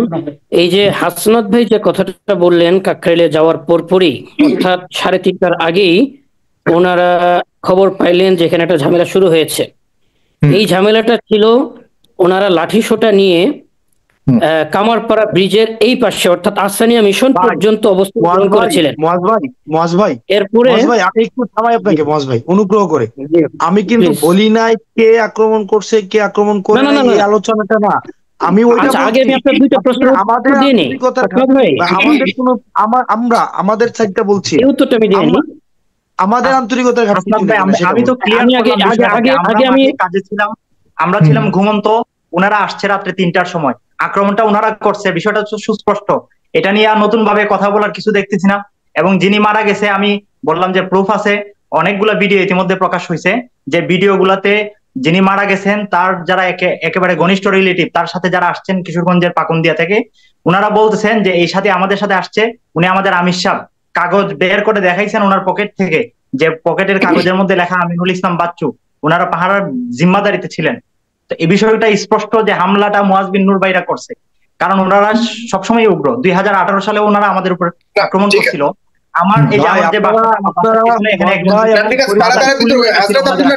তারা বিতর্ক করুক, সমস্যা না, এটা আমরা ওই বিতর্কর অংশীদার আমরা নই। আমাদের আমরা বুঝতে চাচ্ছি এটাই যে গতকালকে একটা সমাধানের আশ্বাস দেওয়া সত্ত্বেও কেন এই ঘটনাটা ঘটলো, এটা দায়ভার কে নিবে সেটা তো অতন্ত সাপেক্ষে। কিন্তু আপনারা কি হাসনাত আব্দুল্লাহদের সাথে কথা বলার ওই বিষয়টাকে আপনারা মেনেছেন কিনা? শেষ পর্যন্ত কি আপনারা ওই জায়গাতে ছিলেন? আমি একটু ক্লিয়ার করি। হাসনাত ভাই দুইটা প্রশ্ন করছেন, যে ওনাদের আন্তরিকতার কোনো ঘাটতি ছিল কিনা, দ্বিতীয় প্রশ্ন হচ্ছে কোনো ইন্ধন ছিল কিনা। পরিষ্কার কথা, ওনাদের আন্তরিকতার কোনোই ঘাটতি ছিল না, বরং আমরা ওনাদের থেকে যতটুকু আশা করেছিলাম ওনারা তার চেয়ে বেশি আন্তরিকতা দেখিয়েছেন, লম্বা সময় দিয়েছেন। ওনারা দুজনের সাথে, ওনারা আলাদা আসছেন, আর তারও আগে প্রায় 30 জন সমন্বয়ক ঢাকা ভার্সিটি সহ আরো অনেকেই আসছিলেন বিষয়টাকে আরো গুরুতর মনে করে বিবেচনা করে আমাদের সাথে বসার জন্য। তো লম্বা সময় প্রত্যেকে আমাদের সাথে বসেছেন, বিষয়টা খুব গভীর থেকে নিরীক্ষণ করেছেন। তারপরে এই সিদ্ধান্ত হইল যে ওনারা আমাদেরকে মাঠে ঢুকিয়ে দিচ্ছেন এমন নয়, ওনারা মাঠে ঢোকার বিষয়ে ওনাদের সাথে আলাপ করে আমাদেরকে জানাবেন, যদি সমঝোতা হয় তাহলে আমরা ঢুকবো। এই ক্ষেত্রে ওনাদের ইন্ধন আছে বলে আমি মনে করি না, বা আমার যতটুকু মনে আছে ওনাদের শব্দ চয়ন, কথাবার্তা সব ভিডিও আছে, এগুলির মধ্যে ইন্ধন জাতীয় আমি কিছু পাইনি।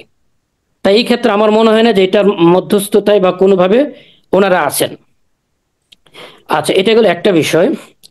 দ্বিতীয় বিষয় হচ্ছে আক্রমণটা কেন হইলো, এটার একটা প্রেক্ষাপট আছে। এটা বলার আগে আমি এটা বলি যে হাসনাত ভাই যে বলেন কাকরাইল যাওয়ার পরেই ওনারা ফোন আসা শুরু করলো, ওইটা আর এইটা এক না। ওইটা যখন হইলো এর 10 মিনিট পরেই, মানে আমরা ওই খবরটা জানি না যে টঙ্গী মাঠ থেকে বের হয়ে ওনারা কামারপাড়া পার হয়ে আসানিয়া মিশন পর্যন্ত লাঠি হাতে নিয়ে অবস্থান গ্রহণ করতেছিলেন, এটা আমরা জানি না, আমরা মাঠের ভিতরে। ঠিক পাহারার জামাত থাকবে না, এটা জানেন না যে দুইটা পর্যন্ত এটা যারা ছিল তারা জানে। উপস্থাপন করলে তো এটা খারাপ দেখা যায়। পাহারার জামাত সবসময় থাকে। জুবায়ের ফরিদ ভাই, আপনি যদি বারবার ইন্টারাপ্ট করেন তাহলে কথা বলা সম্ভব না। আপনি একই কথা তিনবার রিপিট করছেন এবং তিনবার মুয়াজ্জিন নূর ভাই, আপনি যদি প্রত্যেকটা কথা মিথ্যা ছড়েন তাহলে আপনার কথা কাউন্টার দিবই। আপনি তো কথা মিথ্যা কথা বলেন।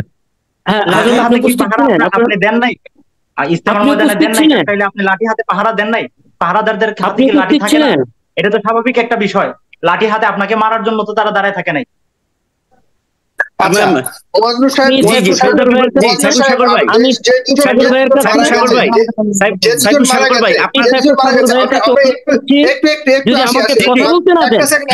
আমার কথা শুনতে হবে প্লিজ প্লিজ। আপনাদের প্রতি সবাই খুবই আপনার আমাদের কাছে খুবই সম্মানিত, একটু শুনতে চাই প্লিজ। কারণ ফেজ দ্য পিপল আপনারা জানেন যে ঐতিহাসিকভাবে বাংলাদেশে অনেক বড় বড় সমস্যা, ধর্মীয় সমস্যা আমরা এখানে সমাধান করার চেষ্টা করেছি। আলহামদুলিল্লাহ আমরা করেছি, সবাই মেনেছে, কারণ এখানে আমরা সবাইকে সমানভাবে সুযোগ দেওয়ার চেষ্টা করি। হাসনাত আব্দুল্লাহ এবং সাজিদ সালাম সারা রাত ওখানে কাটিয়েছে এবং তারাও যেমন এই বিষয়গুলির সম্পর্কে অজ্ঞ, আমিও অজ্ঞ। এই কারণে আপনাদের বিষয়গুলি আপনাদের মাধ্যমে আলোচনার মাধ্যমে শেষ করতে চাই। তবে আমি এখানে একটু জানতে চাই, এই হাসনাত আব্দুল্লাহ এবং সাজিদ সালামের এমন কোন ভূমিকা ছিল কিনা যেটার জন্য এই ঘটনার পেছনে তাদেরকে দায়ী করার কোন সুযোগ আছে? জি, আমি দেখি না, আমার দৃষ্টিতে আমি দেখি না। হ্যাঁ, আপনি দেখবেন না, এটাই স্বাভাবিক। আপনি দেখেন কিনা, জুবায়ের ফরিদ দেখেন কিনা? হ্যাঁ, আমি বলতেছি জাতীয় পার্টি বর্তমানে আওয়ামী লীগকে দেশে কোনো কি ওয়ে দেওয়া হইতেছে না, স্বাভাবিক। এবং তাদের যত দূষণ আছে তাদেরকেও কোনো ওয়ে দেওয়া হইতেছে না। যেমন জাতীয় পার্টির কার্যালয় পুরানো হয়েছে, এগুলো ভালো, কারণ এরা আওয়ামী লীগ যে জুলুমান নির্যাতন করছে এগুলাতে তাদের সাপোর্ট ছিল। ঠিক ওই রকম ভাবে বাংলাদেশে যারা সাতপন্থীদের শীর্ষ লিডারদের অধিকাংশ আওয়ামী লীগকে তুষামত করতো, আওয়ামী লীগকে তুষণ করতো। এমনকি আওয়ামী লীগ না যায়। জুবায়ের ফরিদ, আমার প্রশ্নটা ডিরেক্টলি আপনার কাছে কি মনে হয়, এই দুজন কি এই ঘটনার পেছনে তাদের কোনো ধরনের উস্কানি, তাদের কোনো ধরনের ইন্ধন আছে বা তাদের কোনো ধরনের কারণ আছে এই ঘটনার কারণ? হাসনাত আব্দুল্লাহ ভাই যেহেতু বৈষম্য বিরোধী ছাত্র আন্দোলনের নেতা এবং হাসিনাকে এদেশ থেকে পালাইতে ওনারা নেতৃত্ব দিয়েছেন, সব স্বৈরাচারদের সাথে যেমন ওনাদের সখ্যতা থাকতে পারে না, আমরা মনে করি সাতপন্থীদের সাথেও তাদের কোনো প্রকার সখ্যতা থাকতে পারে না। এটা আমাদের এটা আপনাদের দৃষ্টিতে সেটা ভিন্ন বিষয়। আমি বলছি যে গতকালকে রাত্রে এই ঘটনার জন্য কি তাদের কোনো দায় দেখেন? এটা আসলে এরা সবসময়ই কূটকৌশলের অংশ, এই কূটকৌশল গ্রহণ করে সাতপন্থীরা এক প্রকার ওনাদেরকে। আমি সাতপন্থীদের ব্যাপারে আপনার কূটকৌশল অভিযোগ থাকতে পারে, আমি সাজিদ সালাম হাসনাতের ব্যাপারে জিজ্ঞাসা করেছি। তারা কি কোনো ধরনের এই তাবলিগের বিষয়ে কোনোভাবে কূটকৌশল করার কোনো সুযোগ আছে বা তাদের কোনো লক্ষ্য বা ওনাদের কোনো দায়, ওনাদের ব্যক্তিগতভাবে কোনো দোষ নেই। তবে হ্যাঁ, ওনারা যে ওদের সাথে দেখা সাক্ষাৎ করছেন, ওদের সাথে কথাবার্তা বলছেন, এগুলাকে ওরা কি করছে, প্রমাণ বানাইয়া ওনাদেরকে ইউজ করছে। আচ্ছা, ওরা কি ঢালস্বরূপ ব্যবহার করছে? হ্যাঁ, আচ্ছা বলুন। তাদের আন্তরিকতাকেই ঢালস্বরূপ ব্যবহার করে তারা আমাদের সাথীদের উপর অতর্কিত হামলা করছে। এবং আমি আপনার সাইফুল সাগর ভাই, আপনার মাধ্যমে একটা মুয়াজ্জিন নূর ভাইকে একটা প্রশ্ন করতে চাই। তাদের জোর হলো 20 তারিখ থেকে, তাদের 5 দিনের জোর শুরু হবে 20 তারিখ শুক্রবার থেকে। আমার প্রশ্ন হলো, তারা আজকে বুধবার, আজকে রাত্রিতে কেন সেখানে গেল? এইটা হলো আমার প্রশ্ন তার কাছে, সেই প্রশ্নের উত্তর দেন। আজকে তারা কেন সেখানে অতর্কিত হামলা করলো, যে আমাদের টঙ্গী মাদ্রাসার ছাত্রদেরকে এবং আমাদের ওস্তাদদেরকে মেরে হাত পা ভেঙে মানে মাথা টাথা ফাটাই দিয়ে থাকবো। জি মুয়াজ্জেম সাহেব বলুন। তবে আমি হ্যাঁ আপনি বলবেন কিন্তু আপনি বলছেন যা বলছেন তারা বলছে যে আপনি এত মানুষ থাকা সত্ত্বেও আপনাদের লোকজনকে কিভাবে কম সংখ্যক মানুষ হত্যা করতে পারে বা এরকম একটা ঘটনা ঘটে। এই কথাটা বলতে গিয়ে আমাকে ইন্টারাপ্ট করে থামিয়ে দেওয়া হয়েছে। আপনি যদি আমাকে একটু সুযোগ দেন আমি কথাটা বলতে চাই। আর আপনার কাছে একটা রিকোয়েস্ট করতে চাই, একটু রিকোয়েস্ট করতে চাই। সেটা হচ্ছে আমার শুনেন মজবুর নূর ভাই, আপনি আমার প্রশ্নের উত্তর দেন। আসছি আপনার কাছে আসছি যে ঠিক আছে, আপনি আমার প্রশ্নের উত্তর দিবেন যে 20 তারিখ থেকে আপনাদের জোর হওয়ার কথা, যেখানে সমঝোতার মাধ্যমে আপনারা সেখানে যাবেন, কিন্তু সমঝোতার আগেই আজকে রাত্রে কেন আপনারা সেইভাবে গেলেন সেখানে, এটার প্রশ্নের উত্তরটা আপনি দিবেন। একটা প্রশ্ন উত্তর। আমি উত্তরটা দেওয়ার আগে 3 সেকেন্ড একটা কথা বলি। যেহেতু আপনার সময় অনেক দামি, এখানে যারা আসছেন প্রত্যেকে গুরুত্বপূর্ণ ব্যক্তি, প্রত্যেকের সময় দামি, আমাদের সময় যেন নষ্ট না হয় এই জন্য দায়িত্বশীল এবং ম্যাচিউরড পার্সন আনলে ভালো হয়, যারা মানে আভিজাত্যের সাথে একটা সমাধানের পথে আগে বাড়তে পারেন, এরকম ব্যক্তি আনলে ভালো হয়। এটা আমার একটা রিকোয়েস্ট থাকলো। এবার আমরা আপনি কি না মুয়াজ্জেম নূর ভাই, আপনি কি নিজেকে খুব ম্যাচিউর মনে করছেন?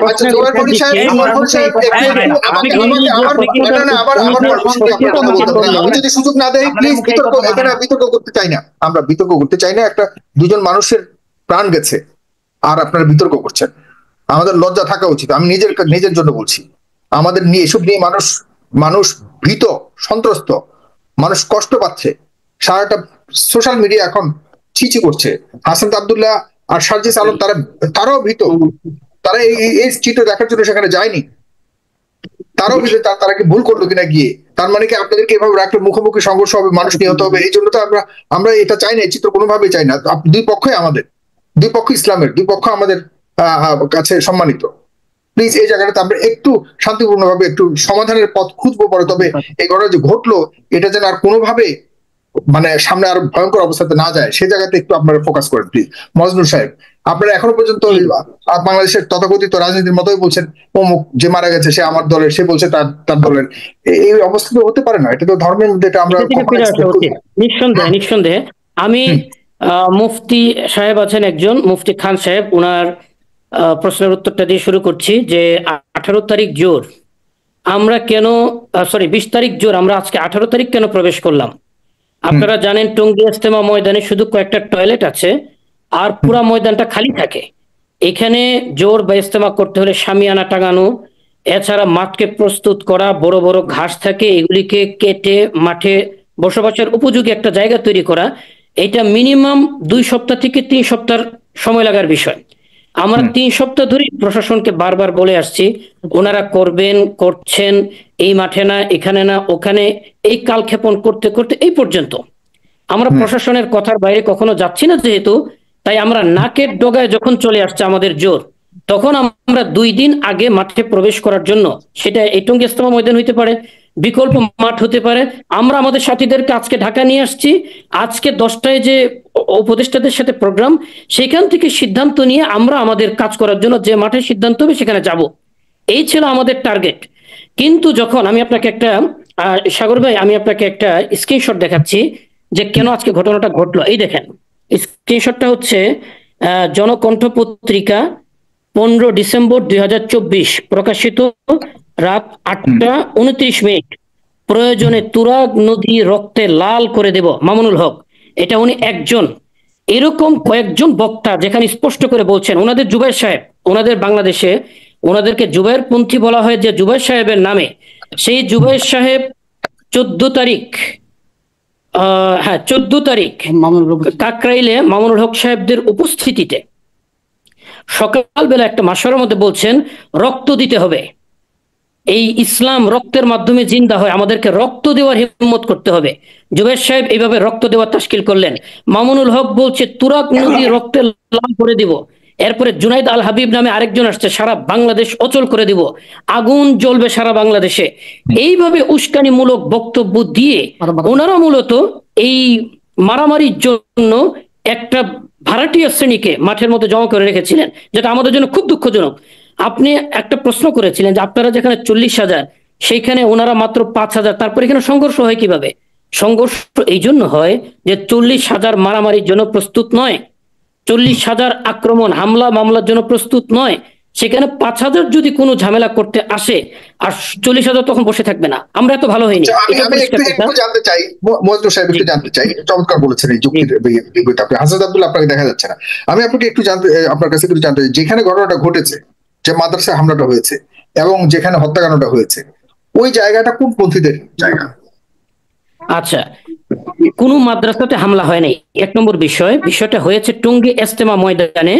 ইজতেমা ময়দানটা 2017 থেকে সরকারের হাতে ন্যস্ত করা আছে।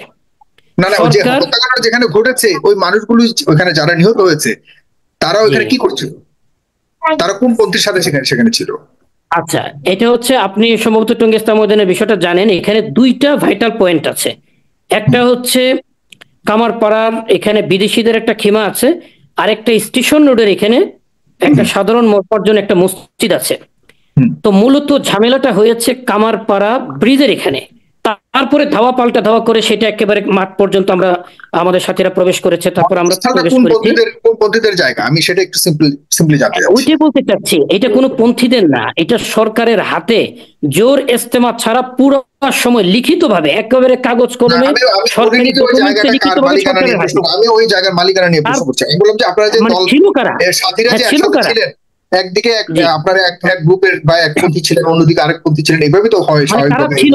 জি জি জি, হ্যাঁ, মাঠের ভিতরে জুবের পন্থীরা ছিলেন, মাঠের ভিতরে জুবের পন্থীরা ছিলেন। যেখানে ঘটনা হয়, নিহত ঘটনা হয়, হত্যাকাণ্ডের ঘটনা, সেখানে জুবের পন্থীরা ছিলেন, জুবের পন্থীরা ছিলেন। জি জি জি, তো জুবের পন্থীরা সর্বশেষ। আমি দুঃখিত, আমার মানে মার্ডারের কথা বলতে গিয়ে প্রশ্ন করেন, খোলা মনে প্রশ্ন করেন। আপনার জুবের পন্থীদের মধ্যে জুবের পন্থীরা কি জুবের পন্থীদের লোকজনকে হত্যা করবে? বুঝি না, মানে জুবাইর পন্থীরা কি একটু রিপিট, আমি আওয়াজটা শুনতে পারিনি। জি, মানে জুবাইর পন্থীরা কি জুবাইর পন্থীরা নিজেদেরকে নিজেরা হত্যা করবে তাহলে? হ্যাঁ, এই প্রশ্নটা হচ্ছে, স্বাভাবিকভাবে কেউ নিজেদের লোকের উপরে হাত তুলবে এটা সম্ভব না, কিন্তু যখন কোনো সংঘর্ষ হয় তখন কেউ কাউকে চিনে না। এখানে যদি সংঘর্ষ কার সাথে হয়েছে? ওনারা যখন কামারপাড়া মোড়ে উস্কানিটা দিয়ে ধাওয়া পাল্টা দেওয়া হইল, ওনারা আত্মরক্ষার জন্য দৌড় দিলেন কোন দিকে? আপনি নিশ্চয়ই হয়তো কোথায় গেছে আমি জানি না মজনুর, আমি কোনো পক্ষের না জনাব মজনুর, আমি ডেফিনেটলি আমি যৌক্তিক কিছু প্রশ্ন করছি আপনাকে, লজিক্যাল কিছু প্রশ্ন করছি। আমি জাস্ট যৌক্তিক কিছু প্রশ্ন করছি তর্কের খাতিরে।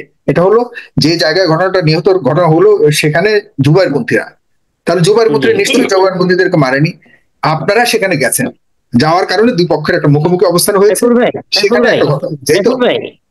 সাইফুল ভাই, যখন কোথাও সংঘর্ষ হয়, যেরকম মনে করেন আমার 40,000-এর 4,000-কে আমি চিনি না চেহারায়, আমি নামেও চিনবো না, বাকি আমাদের সাথে এতটুকু আমি চিনি। এরকম যদি 1,000-কে আমি চিনবো কিনা বলতে পারবো না। ঠিক এরকমই যখন কোনো সংঘর্ষ হয়, আল্লাহ না করুক, যেহেতু প্রত্যেকের মুখে দাড়ি, প্রত্যেকের গায়ে পাঞ্জাবি, তো এই অবস্থার ভিতরে কে কোন পক্ষ, কে কোন দিক, এটা আসলে বোঝাই মুশকিল হয়ে যায়। এবং আসল কথা জনাব মজনুর, আমি আছি আপনার কাছে আছি, তবে হাসরাত আব্দুল্লাহ এবং সার্জিস আলম তাদের অনেক কষ্ট হচ্ছে যে আপনারা তাদের সাথে কথা দিয়েছেন, কথা দেওয়ার সত্ত্বেও এই যে ধাওয়া পাল্টা ধাওয়া ওই পর্যায়ে গেলেন কেন? এটা আপনি যদি এলাকাটা যদি চিনেন তাহলে আপনি জানবেন যে আমি আপনাকে স্পষ্ট করে বলেছি, সুইচ গেট থেকে কামারপাড়া পর্যন্ত যে রাস্তাটা, টঙ্গী ইজতেমা ময়দানের একটা নদীর পশ্চিম পাশ, আর ওনারা ছিলেন নদীর পূর্ব পাশ। ওনারা পূর্ব পাশ থেকে কামারপাড়া ব্রিজ হয়ে লাঠি হাতে আহসানিয়া মিশন হসপিটাল পর্যন্ত আসছিলেন। এটা সাক্ষী হচ্ছে উত্তরা পশ্চিম থানার ওসি সাহেব, ওসি হাফিজ। তিনি রাত্রেবেলা ওনাদেরকে মাঠে ঢুকিয়ে দিয়ে আমাদের সাথে সাক্ষাৎ করতে আসছেন। আরেকজন অফিসার ছিলেন, ওনার নামটা আমি জানি না, উনি ইউনিফর্মে ছিলেন না, তিনি 2.5 লক্ষ পুলিশ অফিসারদের একটা সংগঠন বা কোন একটা ইউনিটি আছে, সেটার সভাপতি। এই 2জন ব্যক্তি আমাদের সাথে রাত্রে দেখা করেছেন। ওনারা বললেন যে আমরা প্রথমে চিনতে পারি নাই কোন পন্থী, পরে যখন জানতে পারলাম ওনারা মাঠের ভিতর থেকে পূর্ব পাশ থেকে ব্রিজ হয়ে আহসানিয়া মিশন পর্যন্ত চলে আসছেন। তাহলে এই মাত্র আমরা 2জন মিলে আমাদের ফোর্স দিয়ে তাদেরকে ঢুকিয়ে তারপর আপনাদের সাথে দেখা করতে আসছি। এই হচ্ছে রাত মনে হয় 2টা বা 2:15-টার দিকে বা 2:30-টার দিকে ওনারা আমাদের সাথে এসে কথাটা বললেন। এরপর ওনারা চলে গেলেন। আবার রাত 3টা হবে না, 3:30 থেকে 3:45 এই টাইমের ভিতরে ওনারা আমাদের সাথীদের উপর, আমাদের সাথীরা সারা বাংলাদেশ থেকে বাসে করে এসেছে, বিভিন্ন জায়গায় ওনারা বাসে হামলা করেছেন। একদম আমার কাছে ভিডিও রিপোর্ট আছে, আপনার হোয়াটসঅ্যাপে আমি দিয়ে দিব ভিডিও রিপোর্ট, যে ওনারা গ্লাস ভেঙে সাথীদেরকে আক্রমণ করেছেন।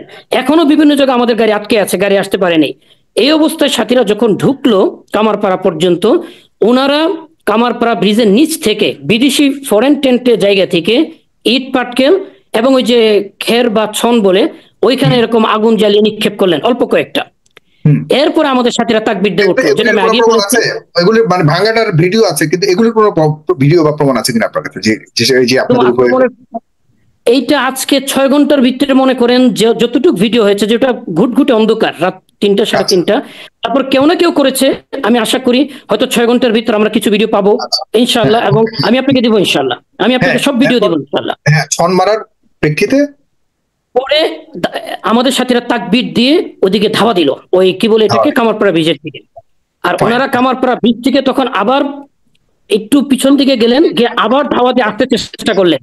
তখন একটা ধাওয়া পাল্টা দেওয়া হইলো, 10-15 মিনিটের বেশি হবে না। এরপরে ওনারা চলে গেলেন ওনাদের বিদেশি ফরেন টেন্ডের যে গেট, সেটাতে ভিতরে ঢুকে তালা মারতে নিলেন। তখন আমাদের যে ধাওয়া করা সাথীরা ওনারা তালা মারতে দেন নাই, ওই যে অবস্থায় ছিল ভেঙে ওনারা ঢুকে গেছেন। এইখান থেকে ঘটনার সূত্রপাত। এখন আপনি বলতে পারেন, আপনার প্রশ্ন এটা আসবে আমি জানি। এরপর দুজন মারা গেলেন জুবায়েরপন্থী, যতটুকু এই পর্যন্ত। আমার প্রশ্নটা একটা আসি একটু হাসান আব্দুল্লাহ। এক নম্বর বিষয় হচ্ছে কোনো দ্বন্দ্ব, কোনো সংঘাত, কোনো মতানৈক্য, সেটাকে যদি সুরাহা করতে যায়, মধ্যস্থতা করতে যায়, সমাধান করতে যায়, এটা কি কোনো অপরাধ কিনা, এটা কি ইন্ধন কিনা, এক নম্বর বিষয়। 2 নম্বর বিষয় হচ্ছে এই যে আমরা আপনাদেরকে এত রাতে গেলাম, 2 পক্ষের সাথে কথা বললাম, এটা কি কোনো পার্টিকুলার কোনো পক্ষ অবলম্বন হয়েছে কিনা এই ঘটনাতে, যে আমি এই পক্ষের অবস্থান নিয়েছি, ওই পক্ষের বিপরীত অবস্থান নিয়েছি, ভুল করলো কিনা এত রাতে গিয়ে এই যে আপনাদের একটা মুখোমুখি অবস্থান, এটা কি তাদের ভুল হয়েছে বলে মনে করেন? আমি একটু এই প্রশ্নের উত্তর চাই, জনাব মুয়াজ্জেম বলবেন, তবে আব্দুল আল মাসুদ আপনার কাছে কি শুনতে চাই, প্রশ্নের উত্তর আপনার কাছে শুনতে চাই। আমার মুয়াজ্জেমের কাছে একটু দুঃখিত জনাব আব্দুল আল মাসুদ, মুয়াজ্জেমের কথা শেষ করেননি। পরবর্তীতে যখন আপনার পাল্টা ধাওয়া করতে গেছেন, এই 2জন মানুষের মৃত্যু তাহলে কে ঘটালো? আচ্ছা, মৃত্যুটা কখন হয়েছে, কে করেছে, পার্টিকুলারলি কে খুনি, এটা তো আমরা দেখি নাই। কিন্তু আমরা ইজতেমা ময়দান থেকে মানুষকে হত্যা করার যে সমস্ত সরঞ্জামাদি উল্লেখ করেছি, এটা আমি আপনাকে দেখাতে চাই, এবং এটা আমি লাইভের একটা পর্যায়ে দেখাবো ইনশাআল্লাহ। তো এখন কে খুন করেছে আমি দেখি নাই,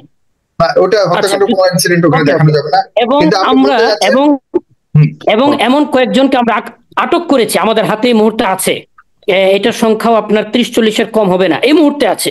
এটা আপনি দেখতে চাইলে আমি দেখাবো, যাদের হাত থেকে আমরা কি বলে এটাকে, এরকম ছোট সাইজ ক্রিচ বলে মনে হয়, যেটা দিয়ে একসাথে একাধিক মানুষকে করা যাবে, মানে পেটের ভিতরে আঘাত করা যাবে।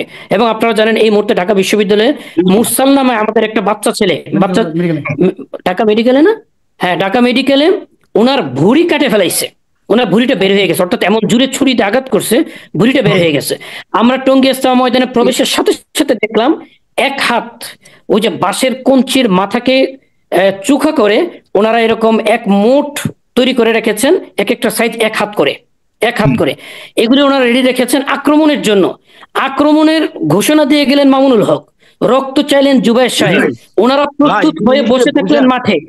এরপরেও যদি বুঝেন আপনারা, ভাই শুনে এগুলা বুঝেন, আপনি বলতেছেন একজন ইসলামিক মানুষ, দাড়ি টুপিওয়ালা মানুষ, আমরা সারাদিন হচ্ছে টিভি টক শো মাঠে ময়দানে আমরা বলে বেড়াবো যে দাড়ি টুপিওয়ালা মানুষদের হচ্ছে অধিকার বঞ্চিত করা হয়েছে, জেলে নির্যাতন করা হয়েছে, জুলুম করা হয়েছে, আবার আপনারাই বলতেছেন অস্ত্র নিয়ে ঘোরাঘুরি করতেছে। মানে আপনি এটার প্রভাব বুঝতেছেন, ইম্প্যাক্ট বুঝতেছেন? আমি হাসনাত ভাইকে বলতে চাই, যদি সত্যিটা হয়ে থাকে তাহলে কি আমার বলা অপরাধ? আপনি তো অনেক প্রশ্ন করলেন, যদি সত্যিটা হয়ে থাকে তাহলে বলা অপরাধ?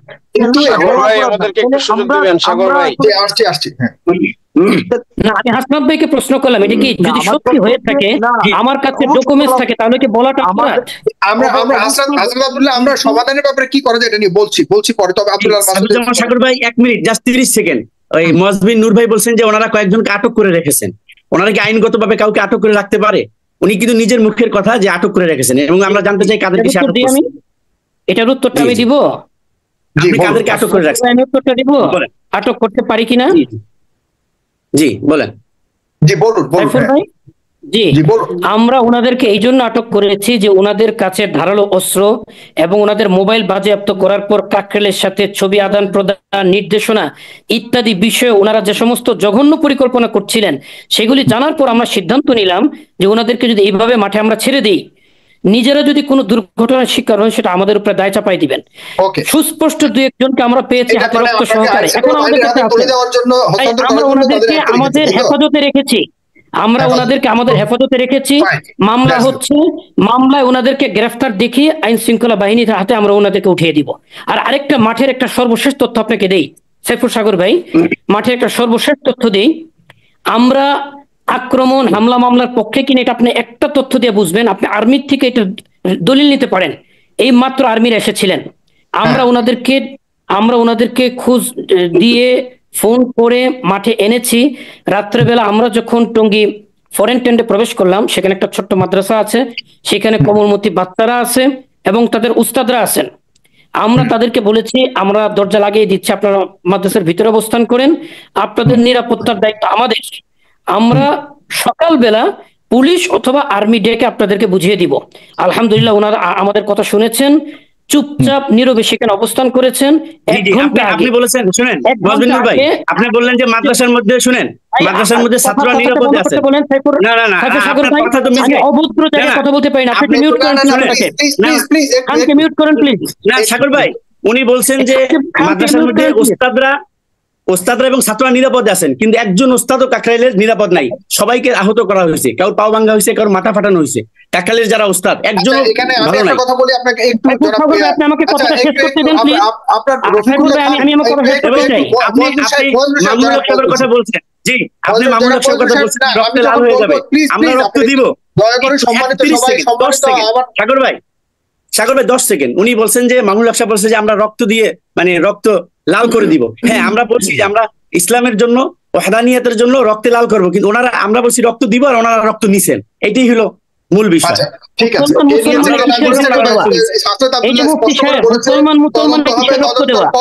শক্ত তদন্ত হবে।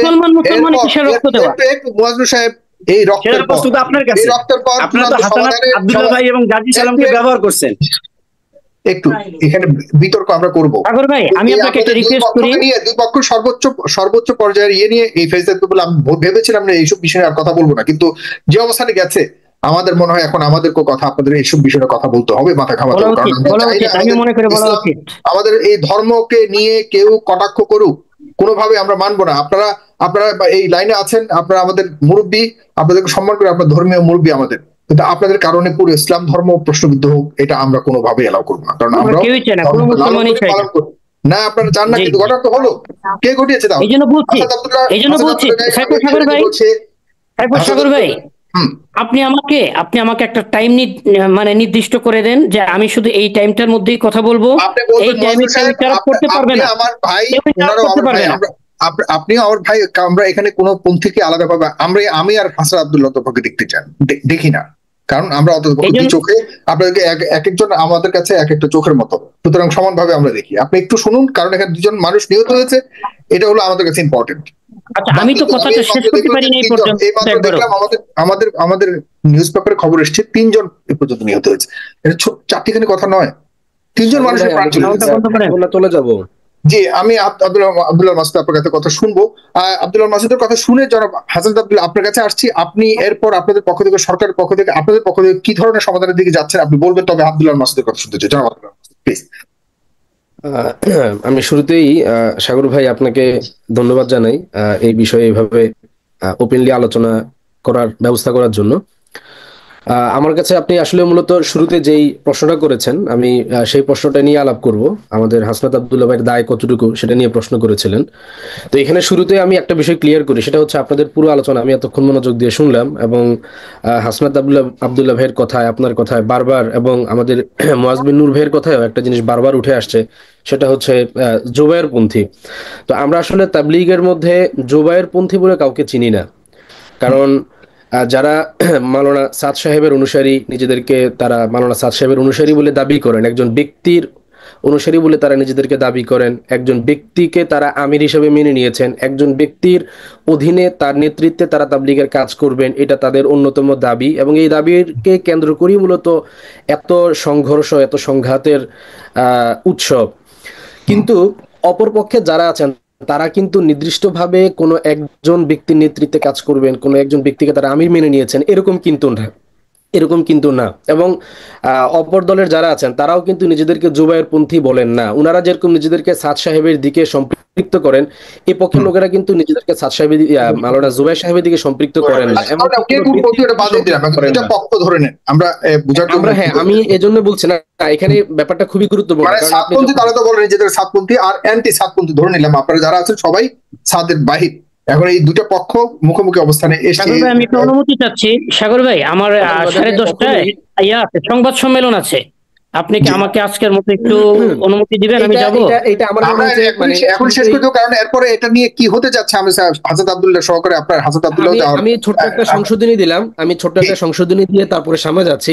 সাগর ভাই আমাকে একটু সুযোগ দিবেন। বলতে পারি না বলে আমরা পুরাই নিজামী পন্থী বলতে পারি আর কি। এরপরে আমি হাসানাত আব্দুল্লাহ ভাইদেরকে বলবো যে হাসানাত আব্দুল্লাহ ভাই যে এই প্রশ্নটা তুলেছেন যে এটার মীমাংসা করতে যাওয়া এটা অপরাধ কিনা, মীমাংসা করতে যাওয়া অবশ্যই অপরাধ না। এটার জন্য আমরা তাদেরকে সাধুবাদ জানাই যে দুই পক্ষের যে একটা সাংঘর্ষিক অবস্থান তৈরি হয়েছে সেখানে তারা তাদের নিজেদের আন্তরিকতা থেকেই তারা গিয়েছেন। তারা এখানে না গেলেও আসলে তারা এখানে যাওয়ার জন্য বাধ্য ছিলেন না, তারা তাদের আন্তরিকতা থেকে এবং এখানে একটা বিশৃঙ্খলা সৃষ্টি না হোক সেই জায়গা থেকে তারা তাদের দায় এবং দরদের জায়গা থেকে তারা গিয়েছেন, এটার জন্য তারা অবশ্যই ধন্যবাদ প্রাপ্ত। কিন্তু তারা তাদেরকে ইউজ করেছে, তাদের ভিডিও ধারণ করেছে। আমি আজকে সকালে ফেসবুকেও কিছু পোস্ট দেখলাম উসামা সাহেবের পেজ থেকে দেওয়া হয়েছে, যেখানে হাসনাত আব্দুল্লাহ এবং সার্জিস ভাই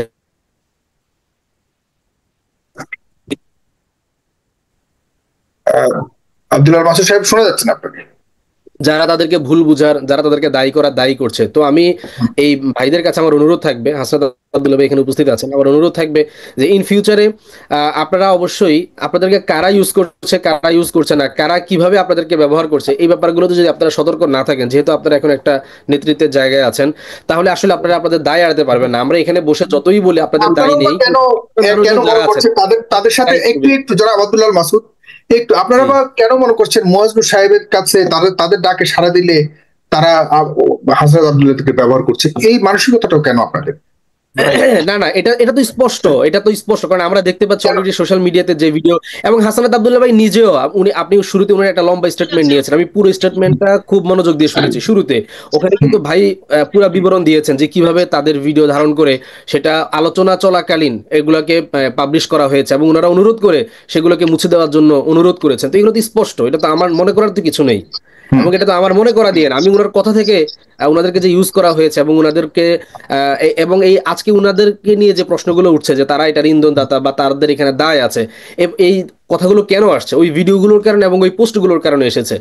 তো এটা তো আমার মনে হচ্ছে না, এটা তো আমরা একবার এটা সুস্পষ্ট। এটা হাসনাত আব্দুল্লাহ ভাই কথা থেকে আমরা আমাদের দায় আছে এটা সুস্পষ্ট, নাকি আমাদের দায় নাই সেটা? না আপনাদের দায় না, আপনাদেরকে যে ইউজ করা হয়েছে এটা তো সুস্পষ্ট, আমি সে কথা বলছি। আমি আপনাকে মনে করছেন তাই তো? না, আমি হাসনাত আব্দুল্লাহ ভাইদেরকে দায়ী করছি না, কিন্তু তাদেরকে যে এখানে ব্যবহার করা হয়েছে এই এতটুকু বুঝ যাতে তাদের থাকে এবং ইন ফিউচারে তারা যাতে হাসনাত আব্দুল্লাহ এখন সামনে করণীয় কি? আপনারা এখন থেকে কি করবেন? আমি শেখ জামান সাহেব শেষের পথে আসছি। মজদুর সাহেব আপনি বলবেন, আমরা 5 সেকেন্ড একটু সময় দেন। জি আমি একটু চলে যাব, তো তার আগে আমি একটু বলিনি, আপনি যে প্রশ্নটা হাসনাত আব্দুল্লাহ ভাইকে করেছেন উনি সুচিন্তিত মতামত দিবেন। আমাদের সুস্পষ্ট প্রস্তাব, আমরা 1.5 মাস যাবত ওনাদেরকে সন্ধির প্রস্তাব দিয়েছি, ঐক্যের প্রস্তাব দিয়েছি, সরকারিভাবে বৈঠকের প্রস্তাব দিয়েছি। গত 4 নভেম্বর সরকার একটা চিঠি জারি করেছিল, 2 পক্ষকে নিয়ে বসবে। আলহামদুলিল্লাহ আমরা গিয়েছি, ওনারা আসেন নাই। আমরা ওনাকে আজ পর্যন্ত 24টা চিঠি দিয়েছি শান্তির পক্ষে এবং শৃঙ্খলার পক্ষে, অহিংসভাবে কাজ করার পক্ষে, কেউ কাউকে বাধা দেবেন। আপনাকে আমি সবগুলি চিঠি দিব, সবগুলি চিঠি আপনাকে দিব ইনশাল্লাহ।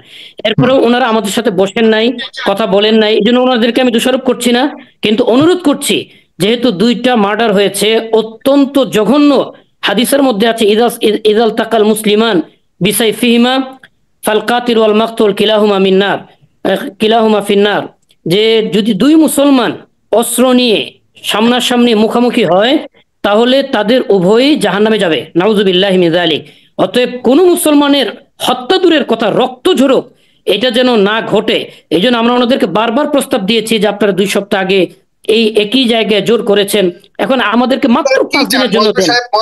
চমৎকার কথা বলেছেন আপনি। আমরা যেটা চাই, আমরা চাই দুই পক্ষ টেবিল টকে বসবে, প্রথমে টেবিল টকে বসবে। আব্দুল্লাহ মাসুদ সাহেব আসছি। হ্যাঁ প্রথমে উভয় পক্ষ টেবিল টকে বসবে। আমি আব্দুল্লাহ মাসুদ ভাইয়ের প্রস্তাবটা শুনবো যাওয়ার আগে, তাহলে আমি আমার প্রস্তাবটা আগে দিই। আমরা চাই এটা টেবিলে সমাধান হোক, মাঠে না।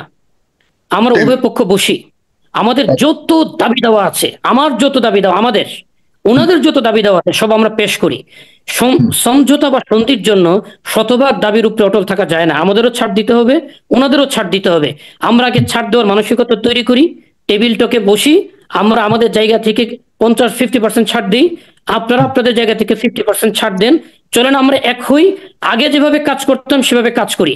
আর তৃতীয় পক্ষ যারা তাবলিগে কখনো সময় দেয় না, তাবলিগে থাকে না, তাবলিগে যায় না, তাবলিগের চিল্লা 3 চিল্লা জোর ইস্তেমা কোনো কিছুর সাথে নাই, তারা হয়তো দিনের অন্য কোনো খেদমতের সাথে আছেন, মসজিদের খেদমত, মাদ্রাসাদের খেদমত, ওনারা যে তবলিগের ভিতরে বাম হাত ঢুকান, যেরকম এই যে রক্ত লাল করে দিব, এটা মামুনুল হক বলছে উনি তবলিগের কেউ না, জুনাইদ আল হাবিব বলে সারা বাংলাদেশ অচল করে দিব।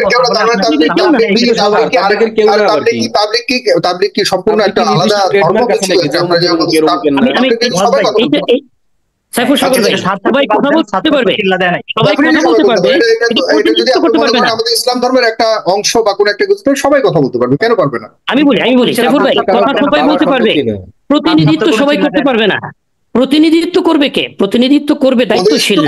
আজকে করছেন, আরেকজন কালকে করবে, কিন্তু এটা পার্মানেন্ট কোন প্রতিনিধি কেউ থাকবে যে অমুকই খালি প্রতিনিধি হবে, এটাও বা কেমনে পাবে না? যদি পার্মানেন্ট প্রতিনিধি থাকে, তাহলে পার্মানেন্ট প্রতিনিধি যদি আমাকে অনুমতি দেয় তাহলে আমি কথা বলতে পারি, কিন্তু পার্মানেন্ট প্রতিনিধি থাকবে না, কিছু বলতে পারবে না, অমুক কেউ এটা নিয়ে কিছু না, তাই বলে কথা বলতে পারে এরকম কোনো সুযোগ নাই। পার্মানেন্ট আমি সাইফুল সাগর ভাই শেষ করে দিচ্ছি, সাইফুল সাগর ভাই আমি শেষ করে দিচ্ছি। তাবলিগের কোনো প্রতিনিধি বা তাবলিগের কোনো সাথী কথা বলতে পারে না আমরা রক্ত ঝরাবো, আমরা রক্তে লাল করে দিব, এটা তাবলিগের কোনো সাথীর ভাষা হতে পারে না। উনি তাবলিগের প্রতিনিধি নন। তারা মুখে বলেছে, আপনারা হাতে বলে থাকে, এটা যদি আপনাদেরকে টার্গেট করে বলে তাহলে অবশ্যই এটা ঠিক হয়নি, এটা আমরা জানবার চেষ্টা করব, এটা আসলে কাকে বলেছে। আমি একটু শেষ করি জনাব মোয়াজ্জেম সাহেব, আপনারা আসলে কি চাচ্ছেন? আপনি বলছেন টেবিলে আমি চাচ্ছি উভয় পক্ষ টেবিল টকে বসে সিদ্ধান্ত নিবে, আর তৃতীয় পক্ষ দূরে থাকবে। তাবলিগের দুই পক্ষের মাঝখানে আপনি পছন্দ দিতে পারেন না। তৃতীয় পক্ষ এখানে কে? এখানে তৃতীয় পক্ষ হচ্ছে ওই সকল ব্যক্তি যারা তাবলিগের সাথে সারা বছর সম্পৃক্ততা নাই, ওনারা অতিথি পাখি, ওনারা অতিথি পাখি। ওনারা সম্পৃক্ততার কি লাগবে? তাবলিগের সারা বছর সম্পৃক্ততার জন্য কি লাগবে? এবং মাওলানা ইলিয়াস সাহেব কে বলে গিয়েছেন, মাওলানা ইলিয়াস সাহেব রাহমাতুল্লাহি আলাইহি বলে গিয়েছেন তাবলীগের লোক হওয়ার জন্য। আব্দুল্লাহ মাসুদ সাহেব আপনার প্রস্তাবটা শুনবো, যে কোনো আমি আজকে বিদায় নেই, আমার মাত্র 9 মিনিট আছে, আমাকে উঠতেই হচ্ছে, 9 মিনিট আছে।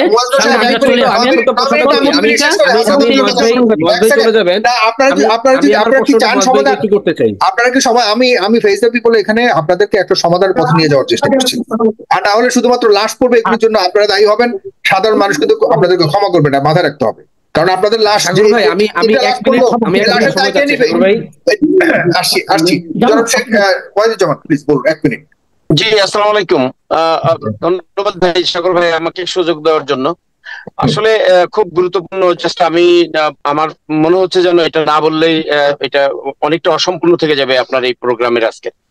এখন থেকে 3 দিন আগে আপনার পুলিশ কমিশনার গাজীপুর উনাকে আমি একটা ভয়েস মেসেজ পাই এবং আমার কাছে খুব গুরুত্বপূর্ণ একটা মেসেজ বাংলাদেশ থেকে আসে, এবং সেই মেসেজে উল্লেখ করা হয় যে একটা বড় রকম সহিংসতা ঘটতে যাচ্ছে বাংলাদেশে, এবং এটার কারণে অনেক বড় রকম একটা দুর্ঘটনা ঘটবে এবং লাশ হবে। এই যে আজকে যে 2টা বা 3টা এরকম লাশের একটা চিন্তা ভাবনা চলতেছে।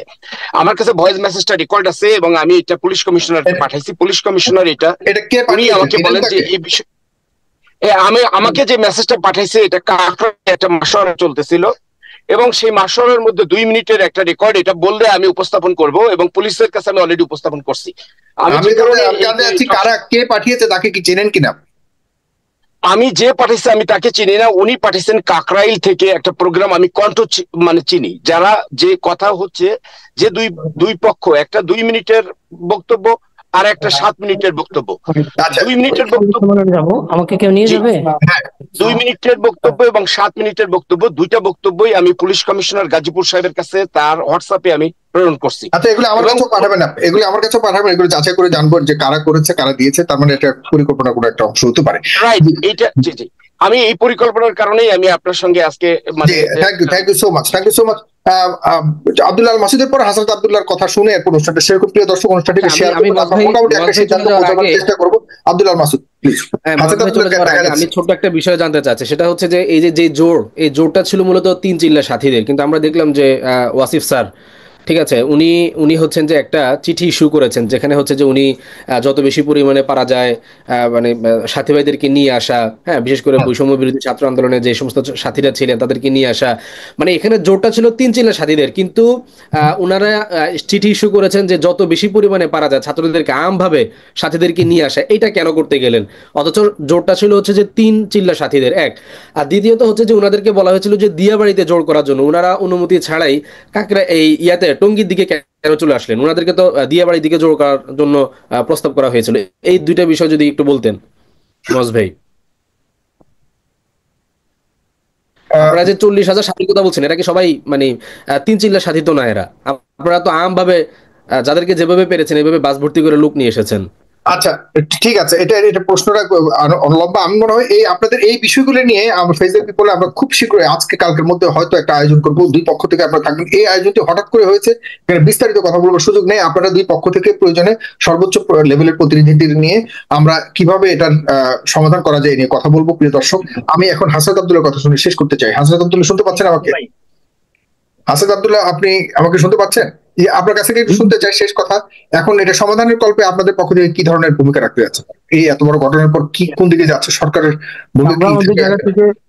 আমরা আমাদের সমগ্র বাংলাদেশের স্থিতিশীলতা রক্ষার্থে আমরা দেখেছি 5 আগস্টের পরে আমরা চেষ্টা করে যাচ্ছি আমাদের জায়গা থেকে। সেখানে আমরা ক্রিটিসিজমের শিকার হই, কখনো কখনো আমরা সেখানে মানুষ প্রেইজ করে, কিন্তু আমরা সমগ্র বাংলাদেশের স্থিতিশীলতা রক্ষার্থে আমরা আমাদের জায়গা থেকে শেষ পর্যন্ত চেষ্টা করে যাব। আমরা বিভিন্ন পন্থা বা বিভিন্ন পক্ষ, বিভিন্ন গ্রুপ, এটা আমাদের কাছে আসলে মুখ্য না। মুখ্য হচ্ছে যে বাংলাদেশের স্থিতিশীলতা এবং সেই দায়িত্ববোধ থেকে, সেই দায়ভার থেকে হচ্ছে আমরা গতকাল ছুটে গিয়েছিলাম এবং দুইজন আমরা সাতপন্থীদের সাথে গিয়েছিলাম এবং যারা এখানে বলছেন আলেম ওলামা পক্ষের যারা, আমরা তাদের কাছেও গিয়েছিলাম এবং উভয়ের সাথে আমাদের মনে করি হাসান আব্দুল্লাহ আপনারা যদি না যেতেন তা তো বিশাল রক্তক্ষয়ী একটা পরিকল্পনা ছিল। এখন যাওয়ার পরেও যে অবস্থা হয়েছে, হ্যাঁ, আমরা সেই জায়গা থেকে আমরা চেষ্টা করেছি, আমরা আমাদের জায়গা থেকে চেষ্টা করেছি মিটিগেট করার জন্য, এবং উভয় পক্ষের আলেম ওলামাদের সাথে আমাদের সৌহার্দ্যপূর্ণ সম্পর্ক আছে। আমরা হচ্ছে কেউ ছবি তুলেছে, কেউ ছবি তুলে নাই, বিষয়টা এমন যে ছবি তুলেছে মনে হয়েছে তার সাথে ভালো সম্পর্ক। আমরা আলেম ওলামাদের থেকে বিভিন্ন হেল্প নেই, এখানে অনেকে আছে, আমরা চেয়ে নেই, আমাদের এইটা প্রয়োজন, আমাদের আজকে এই জায়গায় যাচ্ছে, আমাদেরকে একটু এইটা যদি আপনারা দেন, একটা গাড়ি ম্যানেজ করে দেন, শুরুর দিকে আমরা এটাও চেয়েছি, সবার কাছ থেকে নিয়েছি। তো এই জায়গাতে কারো সাথে আমাদের খুব বেশি যে কারো পক্ষে আমরা কারো বিপক্ষে, বিষয়টা এমন না। ইসলামী বিষয় এটা যারা ইসলামী জ্ঞান সম্পন্ন মানুষ আলেম ওলামা রয়েছে তারাই সমাধান করবে, কিন্তু এই স্থিতিশীলতার দায়বোধ থেকে আমরা আমাদের জায়গা থেকে চেষ্টা করে গিয়েছি, আমরা আমাদের জায়গা থেকে চেষ্টা করে যাব। তবে এখানে যারা আলেম ওলামা রয়েছেন, আপনারাই আমাদের আন্তরিকতা দেখেছেন, আপনারা আমাদের চেষ্টাটা দেখেছেন, সেটা ঠিক আছে। এখন এই ঘটনার প্রেক্ষিতে এখন কি ভূমিকা রাখতে যাচ্ছে, তাদেরকে কি বলবেন? আমরা অনুরোধ করব দুটি পক্ষকেই শান্ত থাকার জন্য, ধৈর্য ধরার জন্য। ইতিমধ্যে একজন ভাই একটা হাদিস বলেছেন বা কোরআন থেকে পাঠ করেছেন, আমি নিশ্চিত না, উনি যেটি বলেছেন যে একটি মুসলমান যখন আরেকটি মুসলমানের দিকে অস্ত্র, মানে প্যারাফ্রেজ যেটা, যে অস্ত্র তাক করবেন বা অবস্থান করবেন, তাহলে তার অবস্থান জাহান্নামে হবে।